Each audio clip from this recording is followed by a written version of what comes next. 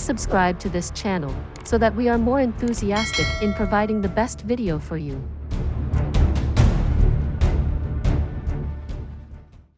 Chapter 141. Aura Storm.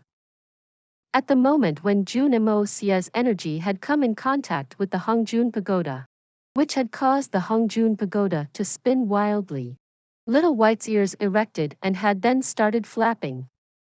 He tilted his head to look at Jun Moxie with his cute pair of eyes, which clearly expressed his surprise. At present, 9 people were sitting inside Jun Moxie's courtyard, out of which Dugu Xiao Yi was sitting next to Jun Moxie since her little pet was sitting in his arms. Jun Wu Yi had strolled away in his wheelchair to a distance since he didn't wish to intervene in this gathering of the younger generation. However, he was still close enough to keep an eye on things. The 7 Dugu brothers had spent a lot of time last night bragging about their victories over Jun Moxie to save face in front of their sister. But it was obvious that they still wished to get back at him for all the suffering that he had inflicted on them. However, all the 7 brothers were behaving themselves very well at the moment since they knew that they were in Jun Wu Yi's presence. Their father, the invincible General Dugu Wudi, had always spoken very highly of Jun Wu Yi, but had told them that the man was now the shadow of a once great tree. The 7 Dugu brothers had heard about the legends of the 3 great Jun brothers from their father, their uncles, their grandfather, and several other sources right from their early childhood days, and were capable of reciting those tales backwards. The White Generals Jun Wu Hui, Jun Wu Meng, and Jun Wu Yi. The stories about their military might and accomplishments had been circulated around the military divisions of the entire nation to an extent that they had already been transformed to the position of legends in the hearts and minds of every soldier. Dugu Wudi had always expressed that he wished his sons to be similar to the 3 sons of Jun Zhan Tian. Their proud father considered no man to be his equal, but when it came to the subject of the 3 Jun brothers, he'd remained silent out of respect and admiration.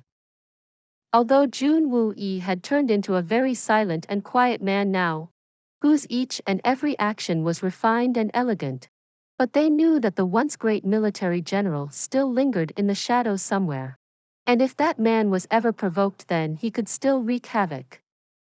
At the time of Jun Wu Hui and Jun Wu Meng's mysterious death, Jun Wu Yi had gone wild and had dispatched troops and waged wars that had stained the land in blood. Zhao Jianhan had suffered heavy losses in the 3 wars that had followed, and if wasn't for the last-minute mystery intervention, then he would have certainly lost the war. However, because of this mysterious intervention, Jun Wu Yi suffered a similar fate to that of his brothers, but ended up as a cripple instead. But that war was still acknowledged as a demonstration of supreme might in the Tian Xiang country. The storm with which the hundreds of thousands of iron-cladded men had charged into battle, advancing towards the enemy in an unprecedented feat, had become a legend. Although Jun Wu Yi was forced to retire from the army due to his disability post this war, his name and figure were still an icon in the military circles, while his stories were legends. Even mere talks of those stories would ignite a sense of pride and passion in the hearts of any soldier in the nation.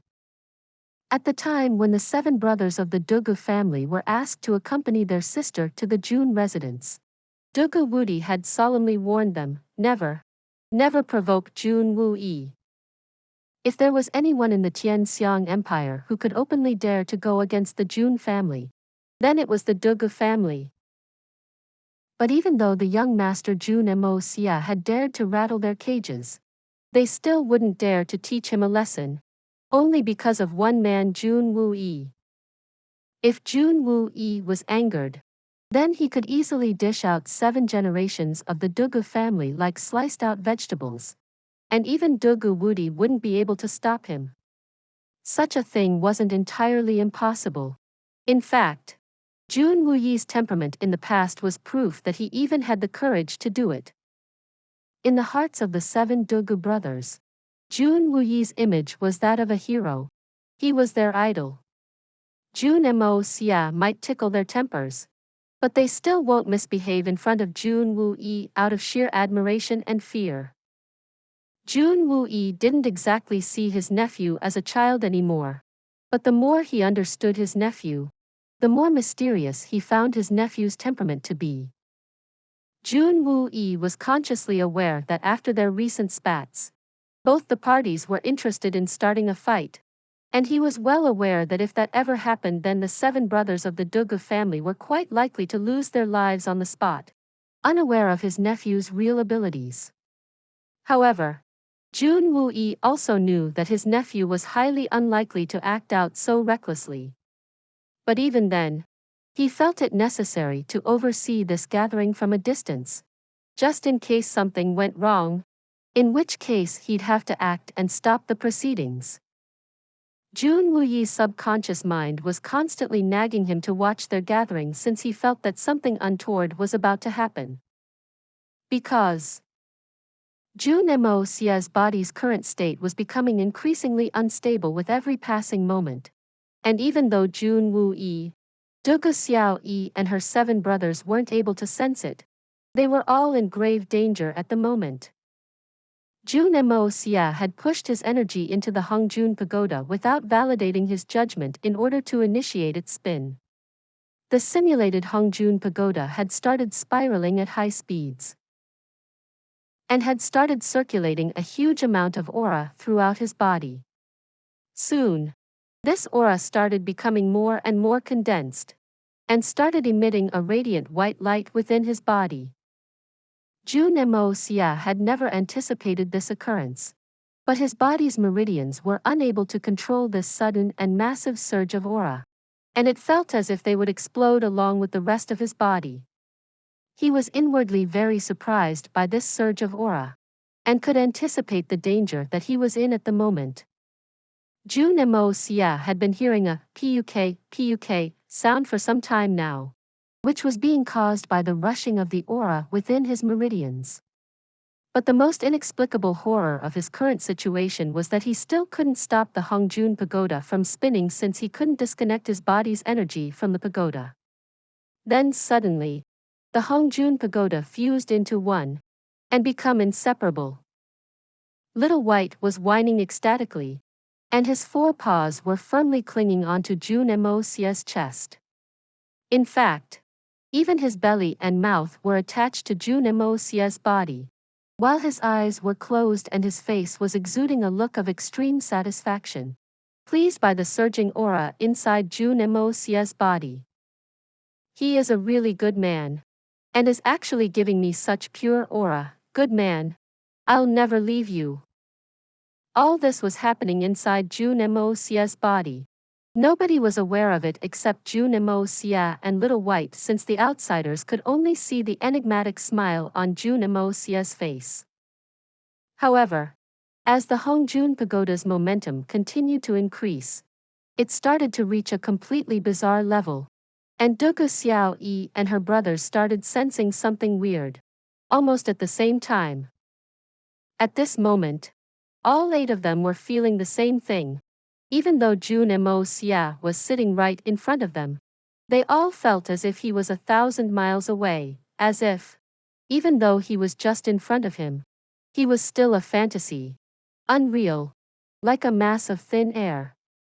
Although he was real, alive, and within arm's reach, they felt that they might still not be able to touch him, and suddenly all 8 of them started feeling as if they were dreaming.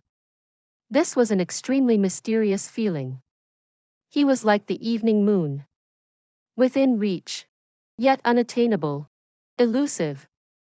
Simultaneously, Jun Yi, who was sitting far away from them, tensed his eyebrows and issued 2 sharp and intense rays of light.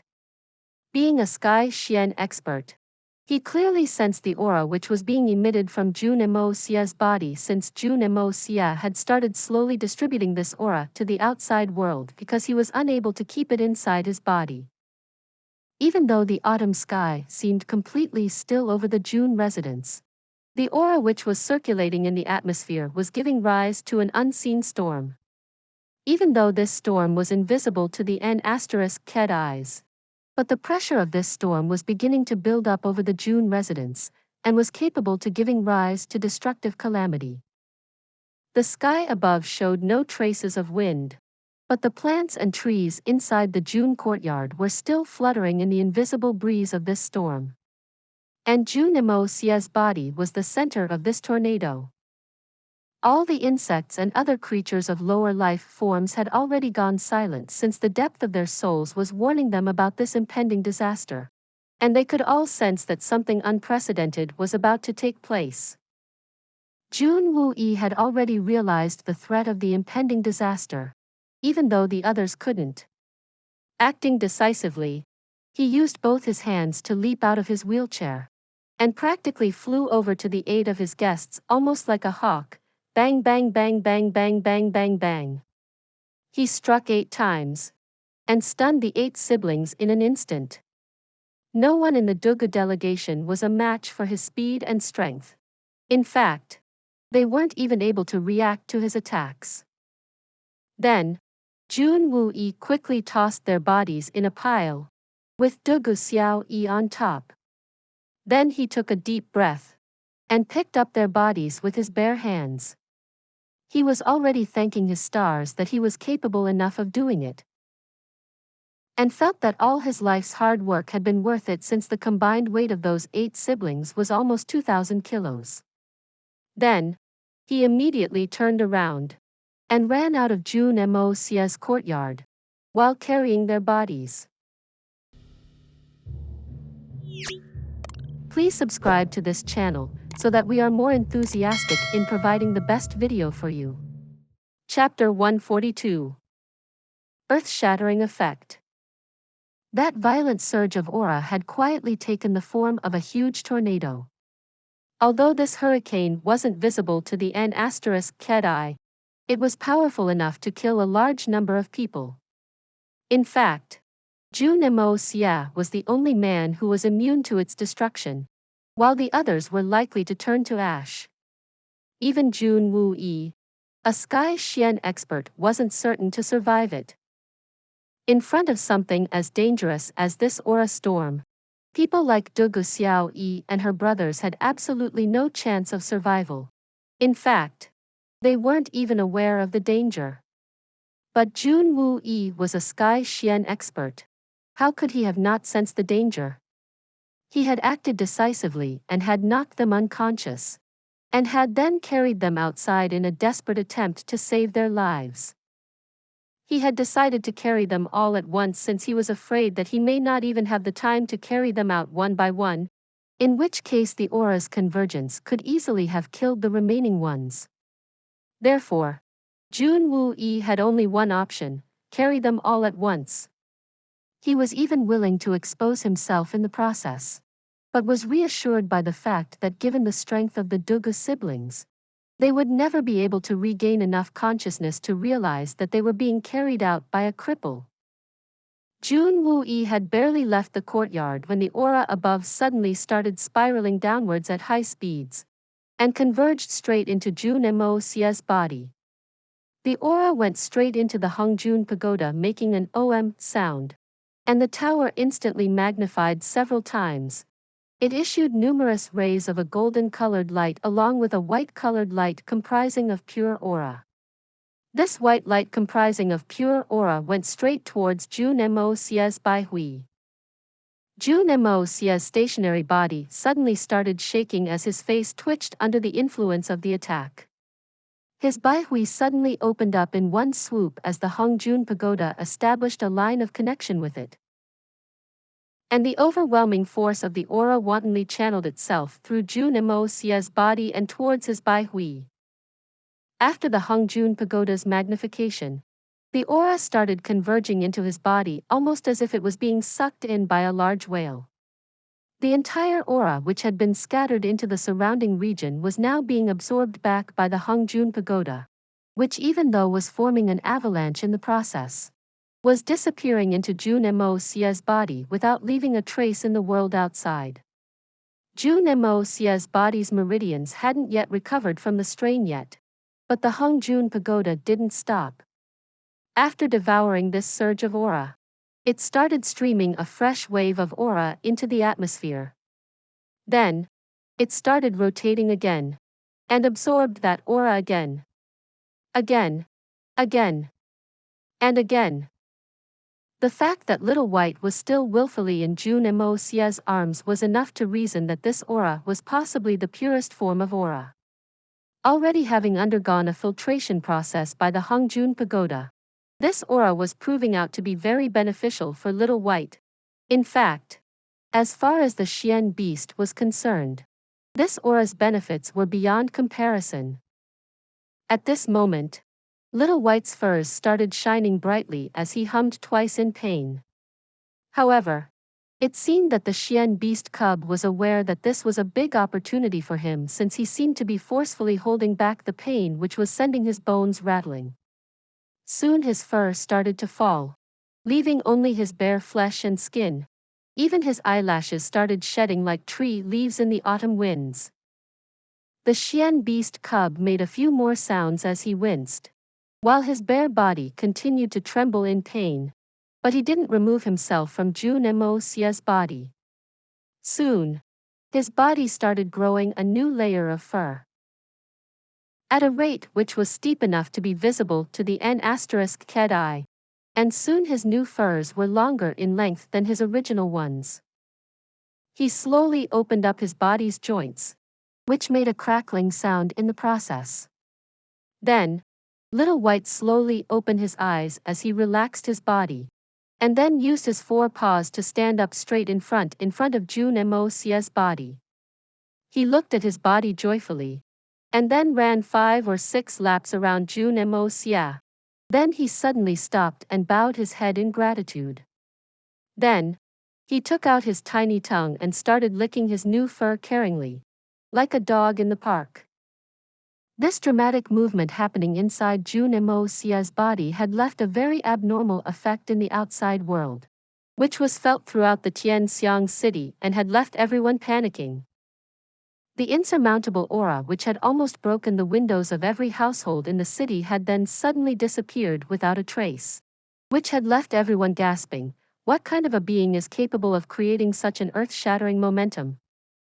The invisible vortex of aura had occupied a range of almost 10 miles, which had effectively turned into a restricted zone for the outside world. In fact, even a spirit Xian wouldn't have the courage to enter this zone and seek for the source on this anomaly. Even though everyone was curious about the origin of this storm, no one was willing to risk their lives by entering into this forbidden zone. This has always been the way the world reacts in the face of danger. In the face of such extreme danger, even the usually proud and arrogant spirit Xian experts had started acting like ants. Inside the magnificent jewel hall, a white-bearded man was standing under the roof of the building with 2 other men beside him, namely Mu Shuetong and Xiao Han. Such skill! I'm afraid that this being has already transcended the level of spirit Xian. The 9th elder's face clearly reflected the shocked state of his mind. I would have never imagined that such a figure could have ever existed inside the Xiang city. Both men beside him were very surprised. Xiao Han asked, 9th elder, if this person is stronger than a spirit Xian, then is there another realm above it? Stronger, the 9th elder gently shook his head, and replied with a solemn look in his eyes, the word strong isn't enough to describe the realm that this man has already achieved. You won't be able to understand this at your present skill level. A strand of fear appeared inside the 9th elder's eyes, and then quickly disappeared. Mu Shuetong and Xiao Han stared at the void in disbelief. Outside the city, 3 platoons were approaching the Xiang city, but faced with this anomaly, all 3 of them immediately issued an order and their teams came to a screeching halt. Blizzard Silver City's little princess hobbled down her carriage, wearing a veil to cover her face, and joined the elders. 3rd grandfather, why are we stopping? We must keep going. We haven't reached our destination yet. The 3rd elder and the 6th elder had both felt the world-shaking momentum, and had spontaneously looked at each other, and had seen the same look of horror in each other's eyes. The sixth elder stuck out his finger and started poking his beard. The momentum we sensed earlier was clearly not due to fighting. However, if one person was capable of coming up with such a massive momentum, then his strength would far too much to compete against. I can't imagine someone strong enough to produce such astonishingly terrible force. Can you think of a possible source? Brother, it could be possible that this person is also after the peak of level 9 Xian Beast's Xian core. Then, he paused, shook his head, and smiled. If that's the case, then we are like lambs in a tiger's den, or even worse. The third elder wrinkled his brows and replied, if this presence is a tiger, then we are certainly more than lambs. Don't you think that you should seek a better metaphor? Perhaps something with dragons in it? The sixth elder was speechless for a long time. And then he said, third brother, I have never sensed such a terrifying existence in all my travels. I am afraid that this man had already transcended the peak of spirit Xian. The third elder sighed, I have never seen anything like this either. And even though I also believe that he's already crossed the peak of the spirit Xian realm, I believe that this may not necessarily be a bad thing. This man had already transcended the might of mortal men. So, even a peak level 9 Xian beast's Xian core might not have any importance in the eyes of such a man. It could also be possible that this man might be living inside the Xiang city in seclusion, and might have released his momentum to scare away the approaching warlords, to deter and scare them away. Quite possibly because he doesn't wish to be disturbed. But even then, if such a powerful figure is residing inside the Xiang city, then we must be very careful. We simply cannot afford to take even one wrong step, or cause bloodshed without reason. Otherwise, I'm afraid that this divine existence might not allow us to return back to the Blizzard Silver City alive. Third brother's words make a lot of sense. So we'll do as you say. The sixth elder frowned. Anyway, it's not like this man would be running around in streets and marketplaces. Yes, that's right. I strongly feel that even a Xian core of a peak level 9 Xian beast will have no value in the eyes of such an existence. I don't think his appearance has anything to do with the Xian core. The third elder raised his head as a spark of excitement ignited in his eyes. If we were able to meet with this man, then he could even give us information which might be more valuable than the Xian core itself. As long as we have a chance of meeting with this man, any risk is worth it. The sixth elder trembled at the thought first, but then nodded excitedly and said, yes. In fact, I don't think he would be interested in any materialistic objects of the world. Wealth, glory, and even the Xian core. So how will we find something to present to such a being? It's difficult to judge the temperament of such an existence since we've never met anyone like him before. Their two pairs of eyes continued to stare at the Xiang city with a sense of fervent passion inside them. The Yutang Empire's regiment was also traveling towards the Xiang city when Fei Mingchen asked the troops to halt, and looked gloomily at the city ahead. I never imagined that the Xiang city would be the residence of a something even possibly stronger than a peak spirit Xian. Yes. That force was definitely stronger than a peak spirit Xian. It seems that there are a lot of things that are beyond my perception. Zhao Jianhun was on horseback. He coldly looked at his companion and said, Teacher of the state, what are you talking about? Although Zhao Jianhun was a famous general, but his Xian Qi cultivation level wasn't very high. Although he was aware that there were some divine creatures in the world, but his understanding of these matters was very limited. Fei Mingchen was looking extremely gloomy, and was still under a shock after experiencing the terrifying strength that he has just sensed. Then Zhao Jianhun's question made things even worse.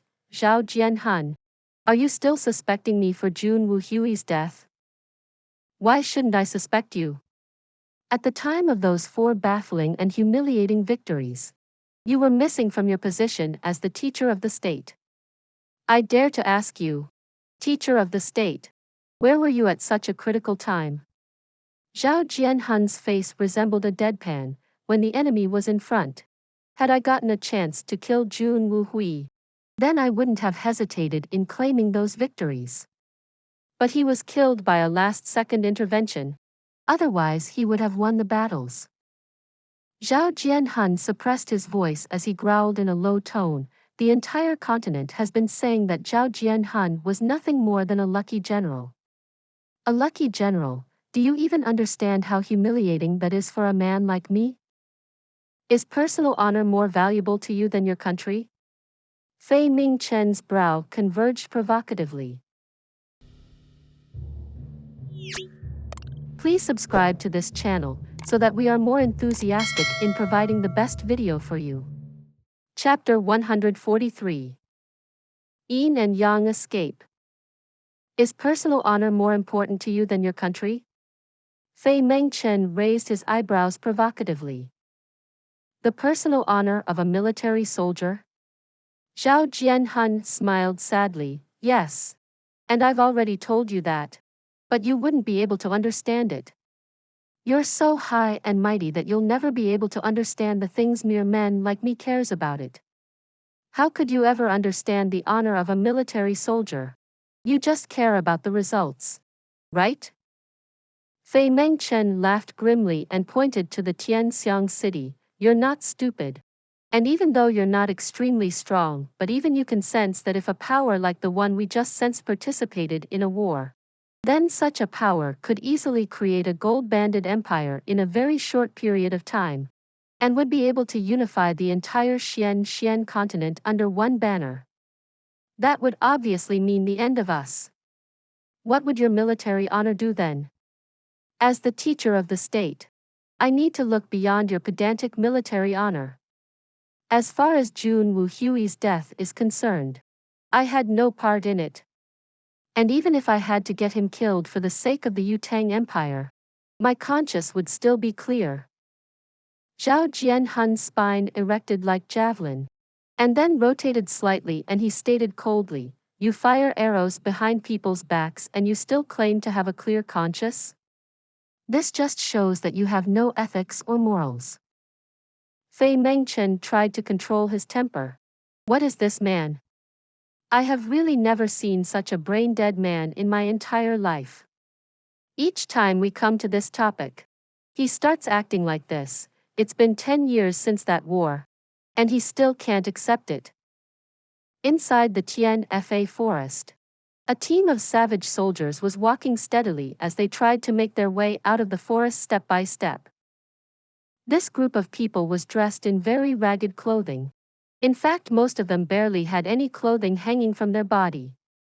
Most men were only wearing animal fur or hide, and just sufficient amount to cover their crotches, while their bodies were studded with scars from top to bottom. The almost dozen or more scars on each man's body made it impossible to detect the real color of their skins. It was evident from the scars on their bodies that these men had almost been delivered to doors of death several times. It was obvious from the limp in the walk of several men that their legs were severely injured, but even then they were walking in a very solid and firm manner, refusing to accept a supporting shoulder from their comrades. The injured men were dragging their bodies with so much effort that they weren't even falling behind the rest of the party. No one was using any kind of support for help, not even crutches. Even though their bodies looked exhausted, their spirits were still soaring high. Each pair of eyes were sharp and resolute, and the hundreds of such men in this team were enough to put any other platoon to shame. They would look no less than messengers of death, in case they were ever put on a battlefield. Each person was carrying a package on their backs, and even the men with injuries were no exception. Each time a man would touch his package, a trace of pride would flash in the man's eyes. It was obvious that these men were carrying their winnings from their exploits in their backpacks. They were resolutely walking step by step towards the Tianxiang city, and although their pace was slow, but their steps were extremely firm and stable. Although their eyes exuded a sense of urgency, their feet were still steady and no man was wavering from their steady pace of advance. These people were the survivors from amongst the 300 Jun family guards who had been sent to the Tian Fa forest on a suicide training mission by Jun Moxie. If these men were metallic or a few months ago, then they had now been smelted into steel. If they were steel back then they had now been shaped into the sharp and murderous weapons now. Two shadows suddenly breezed above the Tian Fa forest and over their heads from behind them, while the speed of their flight made a sharp piercing sound as these two flying objects made their way towards the Xiang city. However, the occupants of these flying objects never saw the men in the Tian Fa forest below, since they had already concealed themselves in the dark of the forest. Jun Moxie felt another surge of aura rushing through his body, and it felt as if his meridians would burst under the effect. As the aura continued to flow through his meridians, it almost instantaneously filled his meridians up, but then disappeared into the Hongjun pagoda, almost as if it was bottomless pit. Then soon the aura started rewinding backwards in frenzy, and then the Hongjun pagoda suddenly suspended the intake of aura. The flow of aura continued to grow in his meridians, but in a much more condensed form, and it seemed as if his meridians were now full. At this point, Jun Moxie had already gathered enough aura to break past the bottleneck of the next layer of the art of unlocking the heavens fortune, and easily managed to enter into the second state in one single swoop. If Jun Moxie's new strength was measured by the standards of the Xian continent, then he had already broken past the level 9 Xian cultivation mark, and had entered into the silver Xian realm. But in terms of his powers, roles, and functionality, even a spirit Xian wouldn't be able to match up to him. This was equivalent to a big leap forward. The Hongjun pagoda had managed to absorb that entire aura in a matter of moments, while the leftover aura continued to trickle into the pagoda slowly. The aura was so massive that even the Hongjun pagoda had been unable to digest all of it in one go. Even though the pagoda inhaled an ocean of aura, there was no creation of waves inside it. Jun Moxie had never anticipated that the Hongjun pagoda would explode with such terrible force upon the excitation he had induced. He had never imagined that the sheer force of the pagoda would have enough momentum to send the whole world trembling. However, this didn't mean that Jun Moxie's power was unrivaled in this world. The Hongjun pagoda was an ancient and mysterious object, which is why its natural starting point was so mighty. And even though Jun Moxie's strength had seen a major improvement, the improvement had only been proportionate to his original strength. Since the Hongjun pagoda had already absorbed the entire aura in the atmosphere above, Jun Moxie's courtyard seemed perfectly normal now. In fact, it seemed as if it was the same as before, but in case someone entered his courtyard consciously seeking for a change, then they would notice it upon taking their first steps into the courtyard. The entire ground of his courtyard was now 3 inches below its original level. Shelves, tables, chairs, and stools which had once existed inside his courtyard had now disappeared without leaving a single trace behind, just the way ice melts in water.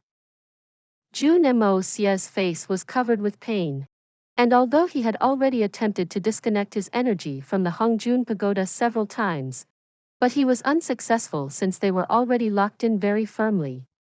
Since Jun Moxie had no idea about what was going on, he had no other option but to wait patiently. Suddenly, the Hongjun pagoda started to churn inside his body once again, and Jun Moxie felt a sharp and intense pain inside his brain. Then, the Hongjun pagoda suddenly slowed down and the rays of light which were previously surrounding it instantly disappeared. Simultaneously, Jun Moxie suddenly felt as if a strange image had been projected inside his mind. Days and nights are yin and yang. Heaven and earth are yin and yang. The biochemical cycles of beings are yin and yang. A person is also a yin-yang from the time of its origination, and whether faced with good luck or bad, and whichever side the person decides to show, everything is yin and yang. Everything can be hidden, and everything can be investigated, because everything will always remain. Yin and Yang. Yin and Yang escape. Jun Moxie slowly read each and every word of this Yin and Yang escape law. While pondering over them, he started to realize that this so-called Yin and Yang escape method would require a lot of practice, but could eventually grant him means to hide his body anywhere and at any time.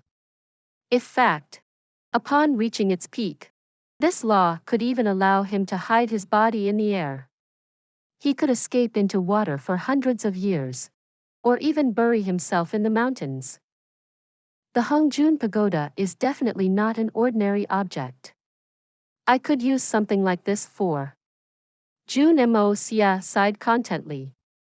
Suddenly an idea sprouted in his mind. I could use this method to spy on beautiful women, such as my beautiful sister-in-law. Just as this idea popped into his head, Jun Moxie spat on the ground below and shouted, Jun Moxie, you might be dead now, but I still curse you for leaving such thoughts inside my head. If the original and now dead Jun Moxie had heard his words, then he would have certainly left wronged and would have complained, isn't this your own thinking, brother? The truth is that these ideas are your own, and they have nothing to do with me. So stop blaming me for your shamelessness. Jun Moxie hadn't yet realized that this Yin and Yang escape law wasn't as easy to comprehend as he was assuming it to be. There are only 5 elements in the world: metal, fire, water, wood, and earth. But understanding all 5 elements was beyond the scope of an ordinary man. Based on individual qualification and merit, a person could only hope for achieving specialization in one of these elements. Although this Yin and Yang escape law had several limitations, it was still an advancement as compared to the first layer of the art of unlocking the heavens fortune, since this would allow him to hide himself anywhere freely. But Jun Moxie hadn't yet realized that the power of this law was extremely rare and great. Since he had gotten it from the Hongjun Pagoda, he was already beginning to take it for granted. But if the outside world found about such a power, then it would start a blood battle for this power. No man would show any shame in trying to procure such a power. Jun Moxie looked shocked as he cautiously stepped into the courtyard again, unsure of the ground he was stepping on. His advanced and keen sky Xian senses were enough to instantly discern that he was stepping on ground which was now 3 inches below its original position. The floor hadn't disappeared, and the land under his foot was still solid. How is this possible? The floor has eroded by 3 inches. What kind of a terrible power is capable of doing this?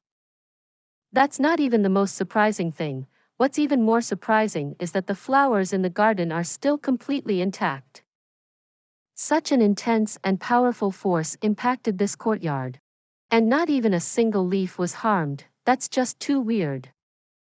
But the most surprising thing is that the jade stools, on which our 8 guests were sitting, were very sturdy and durable, and even those stools have simply evaporated. Land falls. Things disappear. But why were the plants not harmed? How could this outrageous phenomenon be explained? Moxie, this. Jun Moxie felt like he was in the middle of a dream as he gazed at his nephew, expecting his baby nephew to give a statement to explain this strange phenomenon. Please subscribe to this channel so that we are more enthusiastic in providing the best video for you. Chapter 144. Xian Beast Advances. Jun Moxie had just returned to his consciousness, but the traces of the trance still lingered in his head. I'm also very surprised, third uncle. So don't ask me for an explanation, because even I'm very confused and don't exactly know what's going on right now. Jun Moxie smiled tolerantly. Well, it wasn't all that bad. Jun Xie smiled regretfully at him and said, "It shouldn't be a bad thing." He paused and then said, "Did they see it?" "I stunned them. And they are still a bit dizzy." Jun Moxie breathed a sigh of relief. "This happened very unexpectedly. So I don't think they noticed anything much." "This did indeed happen very unexpectedly. And you handled things very well, uncle." Jun Xie stood up. The Hongjun Pagoda was his greatest secret in this world. But moreover, it was his life insurance and something that he could lean on to climb the ladders of success in this world. He simply couldn't disclose this secret to anyone, not even his loved ones. Some secrets are destined to be exclusive to one man. Little White was unusually excited at this point, and was running around back and forth while jumping up and down all along. He was so excited that he would occasionally jump up in the air and execute a somersault as well, but would always land very firmly on the ground. He hadn't crashed to the ground even once. In his state of excitement, he jumped up and grabbed a strand of Jun Moxie's hair and started swaying back and forth from it as he continued to enjoy himself. Jun Moxie looked helpless at this obviously overexcited little thing, and tried to convey to Little White with his eyes that he was taking it a bit too far now. "This little guy is not going to let me live peacefully, uncle. I guess it's time to wake them up now. First you need to think of a possible explanation for this event so that they don't start suspecting anything unusual." Jun Moxie started laughing, but then his eyes suddenly fell on Little White's body and his laughter abruptly broke off. As his eyes flashed a look of shock, he blurted out, "How's that possible? It actually advanced. This. How's this even possible? It was a level 7 cub just a few minutes ago." Now, holy, the eyes of a Sky Xian expert were obviously sharp enough to spot the little differences in the cub's body, and he couldn't help but burst out using foul language to express his astonishment. Given Jun Moxie's character, it was obvious that he was under extreme shock at the moment, or else he would have never used such foul language. In fact, it could even be said that the man wouldn't forget his manners even if he was confronted with an actual ghost. A high-grade Xian beast was able to advance at the age of a cub. There is no other word for it. This is a miracle. What are you saying? Jun Moxie grabbed the little thing, paying no attention to its rebellion, and started turning it over and over again to inspect its body. Nothing seems different. Or there are some slight changes. Jun Moxie remained silent. "I think my nephew has all the answers. Or else he wouldn't be making such ridiculous arguments. Right? A Xian beast's advance is obvious from one look on his body. How could he not have seen it by now?" Little White seemed quite angry, and was constantly whining in rebellion. After all, he was now close to being a top-level Xian beast, and even if he liked Jun Moxie a lot, he still didn't like being treated in this manner. A despised Xian beast can often act like an ignored woman. It must be said that even Xian beasts have their own limitation. Their advancements are limited by their talents. Iron-winged panthers, especially high-level ones such as this level 7 cub, are rarely able to reach the peak of level 7 in their lifetime. Advancing to the next level may not be impossible for them, but it was still an extremely difficult task. As far as iron-winged panthers were concerned, in order to make a breakthrough, the first prerequisite would be that their strength would have to reach its peak in the prime of their years. Because once Xian beast steps into the later years of its life, then even if their strength reaches its peak, their physical strength tends to decline due to their aging body, which makes it very hard for them to make a breakthrough. However, if a Xian beast is able to reach its peak strength in the prime of his age, its chances of advancing are still quite limited, and it doesn't necessarily mean that the beast would be able to successfully break past the barrier of grades.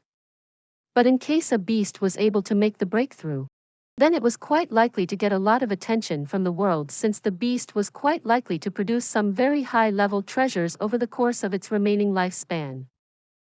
An iron-winger panther's cub was almost never likely to make a breakthrough. In fact, the vast majority of iron-winged panthers were only able to reach the peak of their strength in the later stages of their life. Moreover, it was very rare for an iron-winged panther to reach its peak in the years of its prime. But at the moment, Jun Wuyi's eyes were staring at Miracle like no other. The iron-winged panther cub in front of his eyes had already advanced to the next level at the age of a cub, and the whole world was likely to find out soon enough. Is this because of Mo Xie? He was just lying on Mo Xie's body. And then he just advanced? No one else came in contact with that little thing this entire time. What is going on? Miracle? Is this a miracle? That, right there, that's a big change, isn't it? Jun Wuyi pointed the little guy's body. Your aura gave it the strength to make the advancement. That earth-shattering momentum was the reason. How are we going to hide this from the rest of the world? That's a level 8 iron-winger panther cub now. Jun Wuyi was still going crazy. In reality, level 8 iron-winged panther cubs, even though were extremely rare, weren't exactly unheard of. But a level 7 cub advancing to a level 8 cub was almost unprecedented in the entire Xian continent. It was certainly unprecedented. Advanced or not advanced, that's none of my business. I know nothing about what happened here. Jun Moxie innocently spread his arms out. It simply advanced on its own. What do I have to do with that? Why are you giving me credit for this? You're just pretending to be unaware of this. Jun Wuyi exhaled heavily and stared at his nephew fiercely. We cannot be careless. Sooner or later people will find out that this cub has advanced to level 8. In one sense of perspective, even Jun Wuyi was being ignorant to the benefits of this little cub, since he was failing to see its value and its boundless future. This wasn't a complete accident. Jun Moxie knew that his useless and weak excuses had left without many options, and the young Master Jun was already contemplating means to dispose off this anomaly-stricken beast, since he too knew that people were quite likely to find out. He was already thinking of finding means to prove that this beast was plagued, and would then try to convince its young master to send it away, since he really didn't care much about the beast's fate. What just happened? Duguing entered into the courtyard again, while his eyes were still swirling from dizziness. His 6 brothers followed after him in a similar fashion. Third uncle, why did you hit me? Duguing wouldn't dare to be even slightly rude to Jun Wuyi, and address him as third uncle, since the Dugu brothers had always been taught from early childhood that they must never speak rudely to a few men, since they would need to learn from these men if they ever hoped to achieve anything in their life. The first one was obviously their grandfather, Dugu Zongheng. Then the next one was their father/uncle, Dugu Wudi, followed by the man in front, Jun Wuyi. And last but not the least, their father or uncle, Dugu Wudi's brother. Hit you? Why? You all took a few drinks from my wine the other day, and since some of those wine jars were still lingering around here when you got here, you simply sniffed its scent in the air and passed out. I estimate that it was just a side effect of the medication. But you guys are really useless, aren't you? Jun Moxie stared at them with a look of extreme contempt in his eyes. Your life must be so difficult. I mean, just look at your 7 big and burly selves. And you still fainted by just smelling a wine. Ha ha. The 7 brothers raised their hands and scratched their heads simultaneously to hide their embarrassment. So that's what happened. Jun Wuyi's movement had been so quick, and his control on his strength was so exquisite, that even though the 7 brothers had faintly seen him springing into the air, they had never seen him attack them. At present, their mind was in such a chaos that even the mention of that wine reminded them of its smell and taste, And on top of that, since their bodies felt the same hangoverish feeling that they had felt at the time when they had woken up from their slumber, that they simply assumed that Jun Moxie was telling the truth, and forgot about everything else. In fact, they didn't even realize that they hadn't noticed any wine jars in the courtyard earlier. As for the new changes in the decoration of the Jun courtyard, those 7 thick-skinned brothers were highly unlikely to take notice of it anyway. Dugu Xiao was the only one who wasn't about to get fooled so easily. And just when she narrowed her eyes questioningly, Little White suddenly jumped out of Jun Moxie's embrace and sprung into her arms. His continued to move about her arms, almost as if he was trying to say, "Master, you see, I have advanced. Wow. Ha ha ha. Why are you not happy about it?" The uncle almost popped his eyes out in disbelief. "Little White, you're so cute." Dugu Xiao started stroking her pet cherishingly as her eyes narrowed into a crescent shape. She felt extremely happy all of a sudden since she had never seen her pet so happy and excited before. Little White's show-off had gone in vain, even though the young maiden was quite intelligent. But due to her limited knowledge, she had no idea that the little cub had already advanced. In fact, she had always treated the iron-winged panther cub as a puppy or kitten in general, and had always just treated him as house pet instead of a high-level Xian beast. "You 7 need to follow me." Jun Wu started moving his wheelchair. "Let me see what Dugu Wudi has taught you." The 7 brothers looked at each other excitedly. They could tell that Jun Wu had addressed them, and were under the impression that he was about to teach them something. One of the Dugu brothers immediately stationed himself behind Jun Wu's wheelchair and started pushing it. In fact, he was so careful that he made sure that he pushed Jun Wu's wheelchair so gently and smoothly that Jun Wu wouldn't feel any bumps or jerks as they led him away. The 7 of them didn't even realize that they were leaving their younger sister alone with Jun Moxie. They had completely forgotten the reason behind their visit.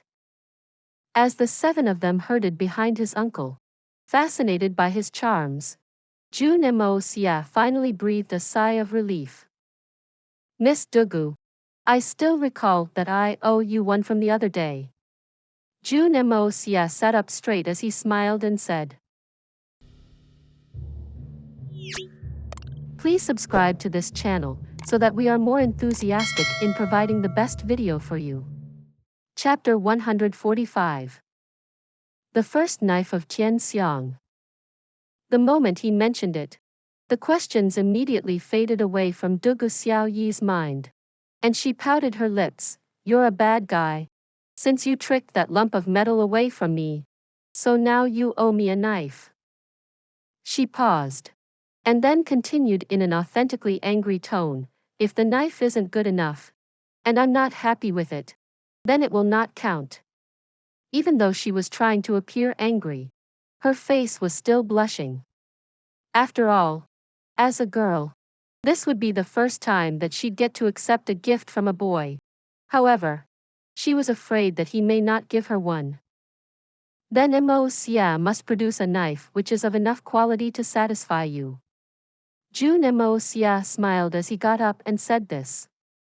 Then, he walked into his room and returned very quickly while holding a sheathed knife in his hands. The sheath of the knife was very elegantly curved, and the onion-skinned sheath seemed almost weightless in Jun Moxie's hands, but anyone could tell that the weapon's appearance was deceptive to say the least. The elegant and ethereal feel of the scabbard obviously seemed to be contradicting the solid feel of the blade inside. Dugu Xiao liked the weapon the moment she saw it, and started looking at Jun Moxie with big blinking eyes, expecting him to present the weapon. Jun Moxie noted her expression, and slowly pulled out the knife by its hilt. The knife made no sound as it left its scabbard. A pool of light flashed from the surface of the blade, almost as if Jun Moxie was holding a shiny river which was flowing unrestrained through the galaxy. It seemed as if the blade had its own xian qi, which was flowing back and forth its body. A pocket knife. Jun Moxie's fingers gently stroked the edge of the knife as he said, "This is a pocket knife which can be concealed in your sleeve. Since this is first knife of its kind in the Tian Xiang city, I've named it the first knife of Tian Xiang." The first knife of Tian Xiang. That's a very nice name. Duga Xiaoyi's gleaming eyes were fixed at the blade in Jun Moxie's hands as she impatiently waited to get her hands on it. What's such a beautiful knife compared to that ugly piece of metal? I think that it's a good thing that the raw metal fell into Jun Moxie's hands. The curvature, length, and weight of this knife are perfect for concealing it in your sleeves. Take a look and see if this suits your hands. Jun Moxie gently handed the knife over to her. This is really beautiful. Do you really wish to give this to me? Dugu Xiaoyi took the knife and started twisting and turning it over and over again. She held the knife in her hands for a while. Then she twisted her head slightly and looked at Jun Moxie expectantly. Of course. Do you like it, Miss Dugu?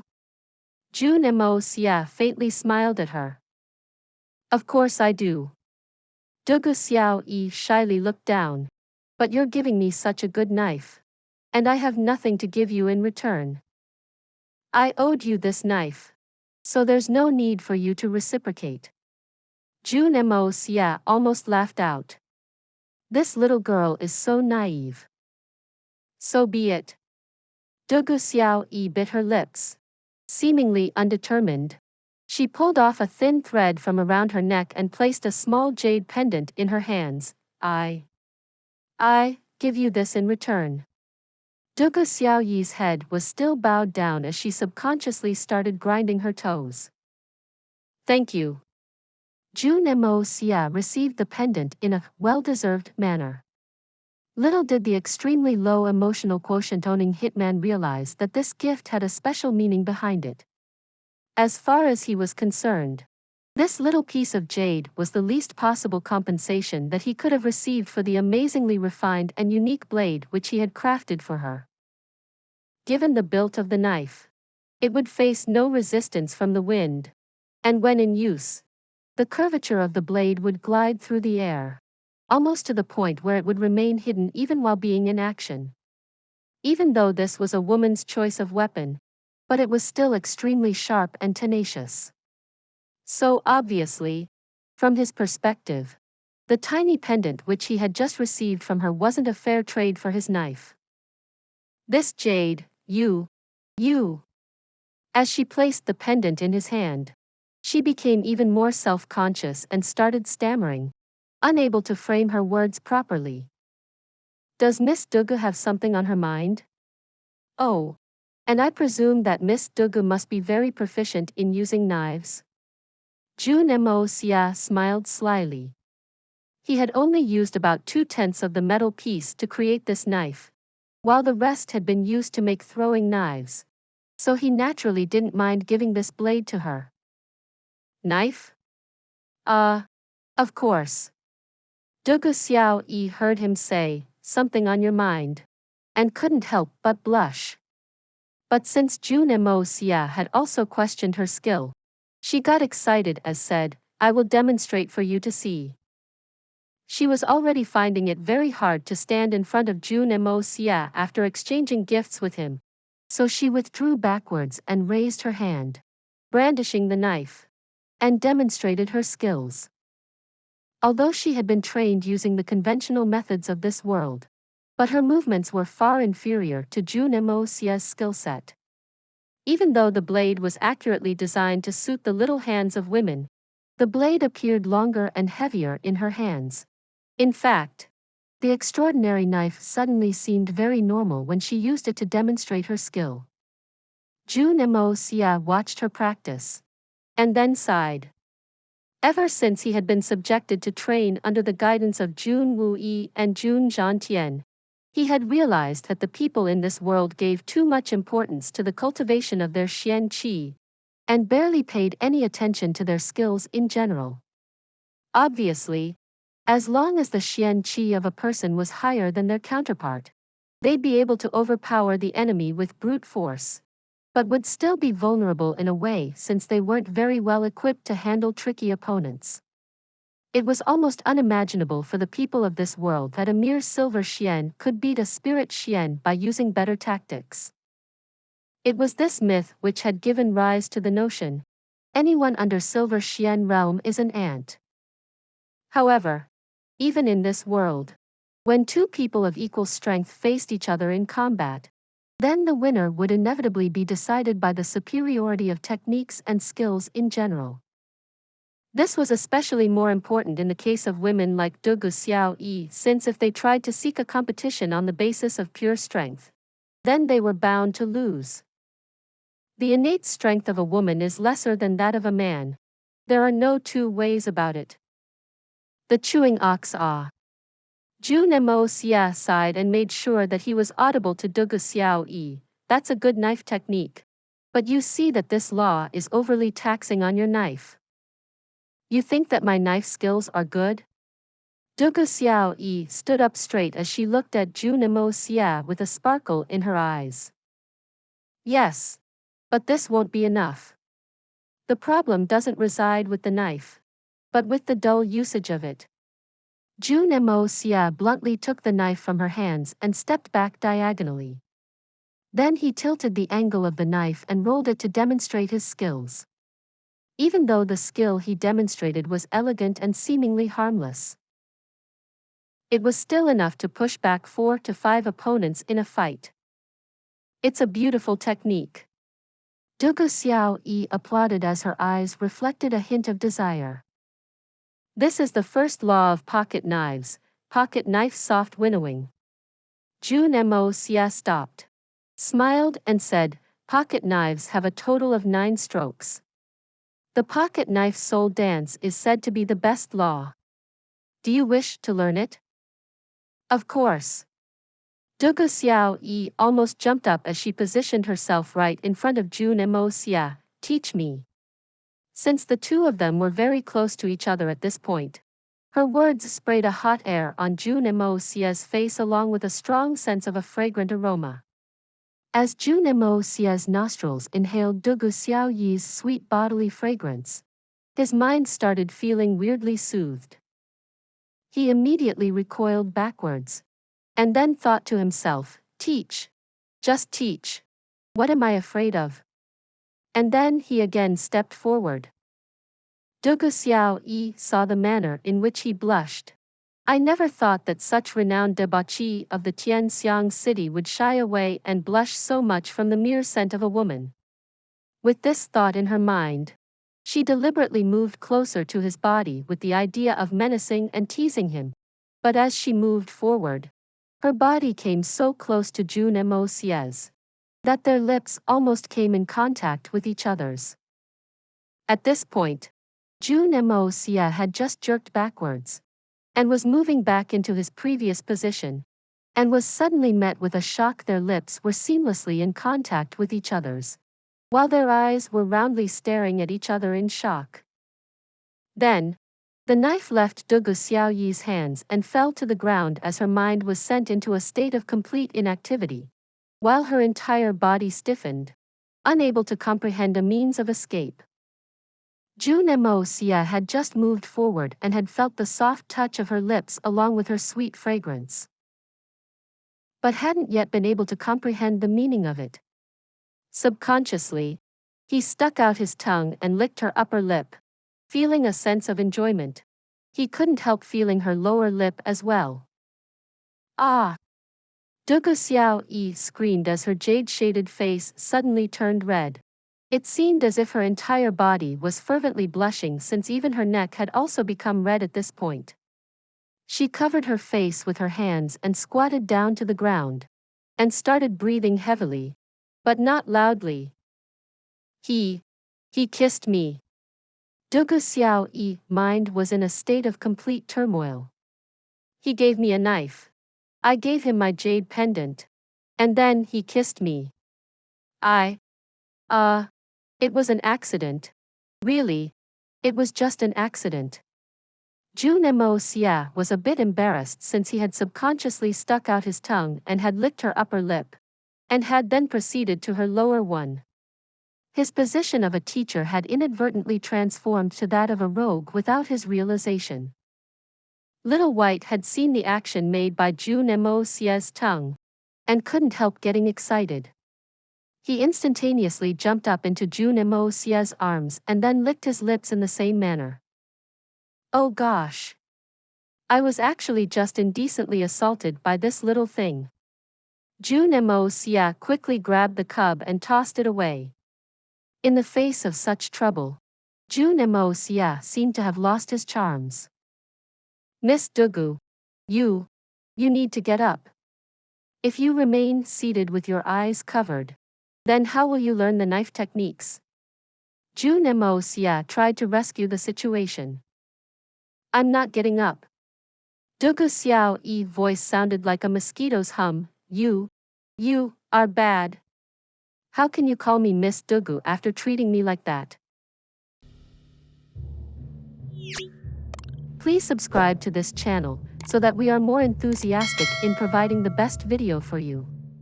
Chapter 146. The Envoys from 2 countries. I'm a bit confused. What did I do? Jun Xie scratched his hair. Then how should I address you? Well, you know. Dugu Xiaoyi stomped her feet. I've never seen such an idiot. I know. Jun Xie frowned as he pondered, but then noticed a sudden and slight movement as Dugu Xiaoyi parted her fingers, which were covering her eyes, in order to secretly watch Jun Xie. Jun Xie finally started to understand. Now it seems that our relationship is changing. I was trying to teach her, so now our relationship is changing to that of a master and student. Little girl is now my disciple. Hurry and get up. Your master is waiting to teach you an exquisite knife law. You're no teacher of mine. Dugu Xiaoyi didn't jump up the way he was expecting her to. Instead, she extended her foot and stomped on his. Moreover, she didn't stop here, and went on to stomp on his feet a few more times. What makes you think that you're qualified enough to be my teacher? Jun Xie was caught completely off guard since he had never expected his student to act so outrageously. He winced and said, "Respect your teacher." Teacher my ass. Respect my ass. You think that you can use this knife law lie to exploit me? I'm telling you. I don't want to learn your stupid knife law. You're just a scoundrel. Nothing more. Dugu Xiaoyi seemed so infuriated that it appeared as if she'd pounce on him with her claws and tear him to pieces. I'm angry. You're a bad guy. And a blockhead. You're such a stupid, unromantic idiot. This is ridiculous. How am I a scoundrel? And how am I bad guy? Jun Xie was completely flabbergasted, and couldn't help thinking, this is a big injustice. The previous Xie was a bad guy, but I've been nothing short of a savior for the Jun family. Why should I have to bear this? I really don't know what this girl is up to. I just helped her little pet evolve. And then I gave her such a good knife. And now I'm even trying to teach her a great knife technique. But she's still saying these things to me. This is unfair. I already told her that the kiss was an accident. And it's not like this was the first time she's kissed a guy. And even if it was her first time, then it was my first as well, so it's really me who's at a loss here. Wait a minute. Is she thinking that I'm interested in her because I kissed her? Jun Xie's entire body shivered as he realized that the body of a female starts to mature at the age of 16 as opposed to their male counterparts. I hope not. I haven't had enough of my bachelor days yet. Never mind then. Quickly teach me the knife law. I hope that you know one, and weren't just bragging. She stomped on his foot again grumpily, and then bit her lips. Even though she wanted to leave, she didn't. She had managed to arrange a meeting with him after facing a lot of difficulty. And even then her 7 brothers had accompanied her. I have no idea when we'll be able to meet again. But this idiot, debauchee, almost felt like weeping, this idiot. He kissed me, even my parents have never kissed me on my lips. And on top of that, since he's such a renowned debauchee, I'm sure that he's kissed plenty of women before. This was certainly not his first time. Even though debauchee was behaving like a normal teenage girl at the moment, a normal human would still never be able to understand her thoughts. You're forcing me to teach you after disrespecting me like that? Do you think I owe you something? Or what? Jun Moxie rolled his eyes as he shouted at her. She stared at him with her big round eyes, which had suddenly become red. And then tears started dripping down from the corner of her eyes. You're bullying me. Her heart was harboring unbounded grievances. First this B***starred kisses me after I gave him my jade pendant. And now he's shouting at me. I have to go. Did no one teach this idiot about courting a young woman? Well, Jun Moxie sighed loudly, but felt very weak within. God. Why is this girl so hard to keep up with? The hitman was very experienced in handling all kinds of worldly affairs. In fact, his experience was very, very extensive. But courting the heart of a young maiden was almost like Greek to him. Little White was standing perplexed between the two of them, and was constantly looking from one person to the other. Even the little cub could tell that the two of them were having a fight, but couldn't understand why, or how he could sort it out. I want to go. Uncle Jun. I'm going to tell my grandfather and Uncle Jun that you are bullying me again. I hate you. I hate you. Debauchee burst out crying again, and turned around to leave. Jun Moxie hastily pulled her back. Hey, don't go. I made a mistake. Okay? This was definitely the first time that the hitman had ever made a confession in both his lives. Let go of me. Men and women aren't supposed to touch each other. No one taught you that? Debauchee puffed her cheeks and tilted her head. Jun Moxie remained silent. But the last time you went about spreading a rumor, your 7 brothers landed straight on my doorstep. If you go around crying again, then who knows? Maybe your grandfather will personally lead his army to my bedroom. Ah, God. What sins did I commit for having to endure such a bitter life? Fine. I'll teach you. Jun Moxie seemed to be begging for mercy. Under his own roof. Well. Debauchee grunted heavily. First be a little sensitive. Jun Moxie suddenly realized that his big hand was still holding onto her arm, and couldn't help turn red with embarrassment. Meanwhile, Debauchee's voice had turned extremely soft and shy. You need to release my arm. Jun Moxie released his hold on her arm, and started scratching his head. I really don't know what this girl is trying to do.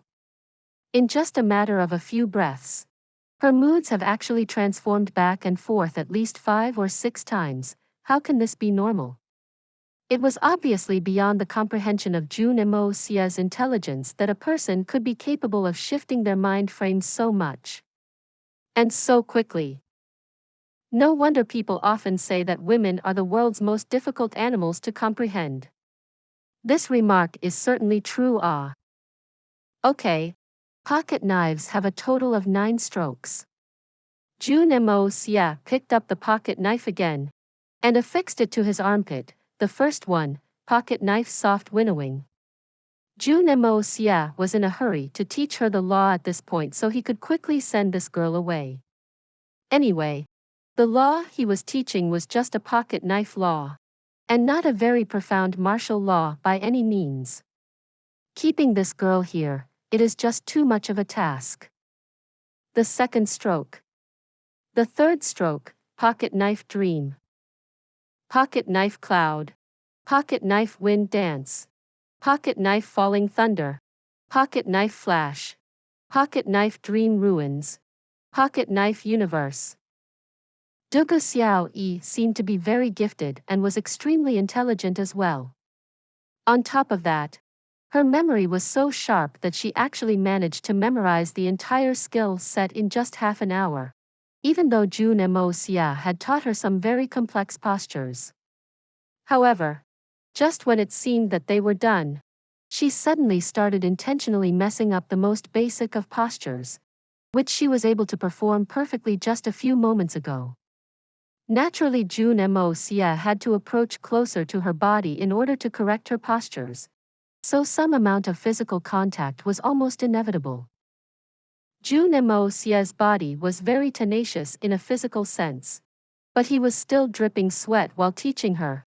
Meanwhile, Dugu Xiaoyi seemed to be training with high spirits, so much so that her cheeks were flushed.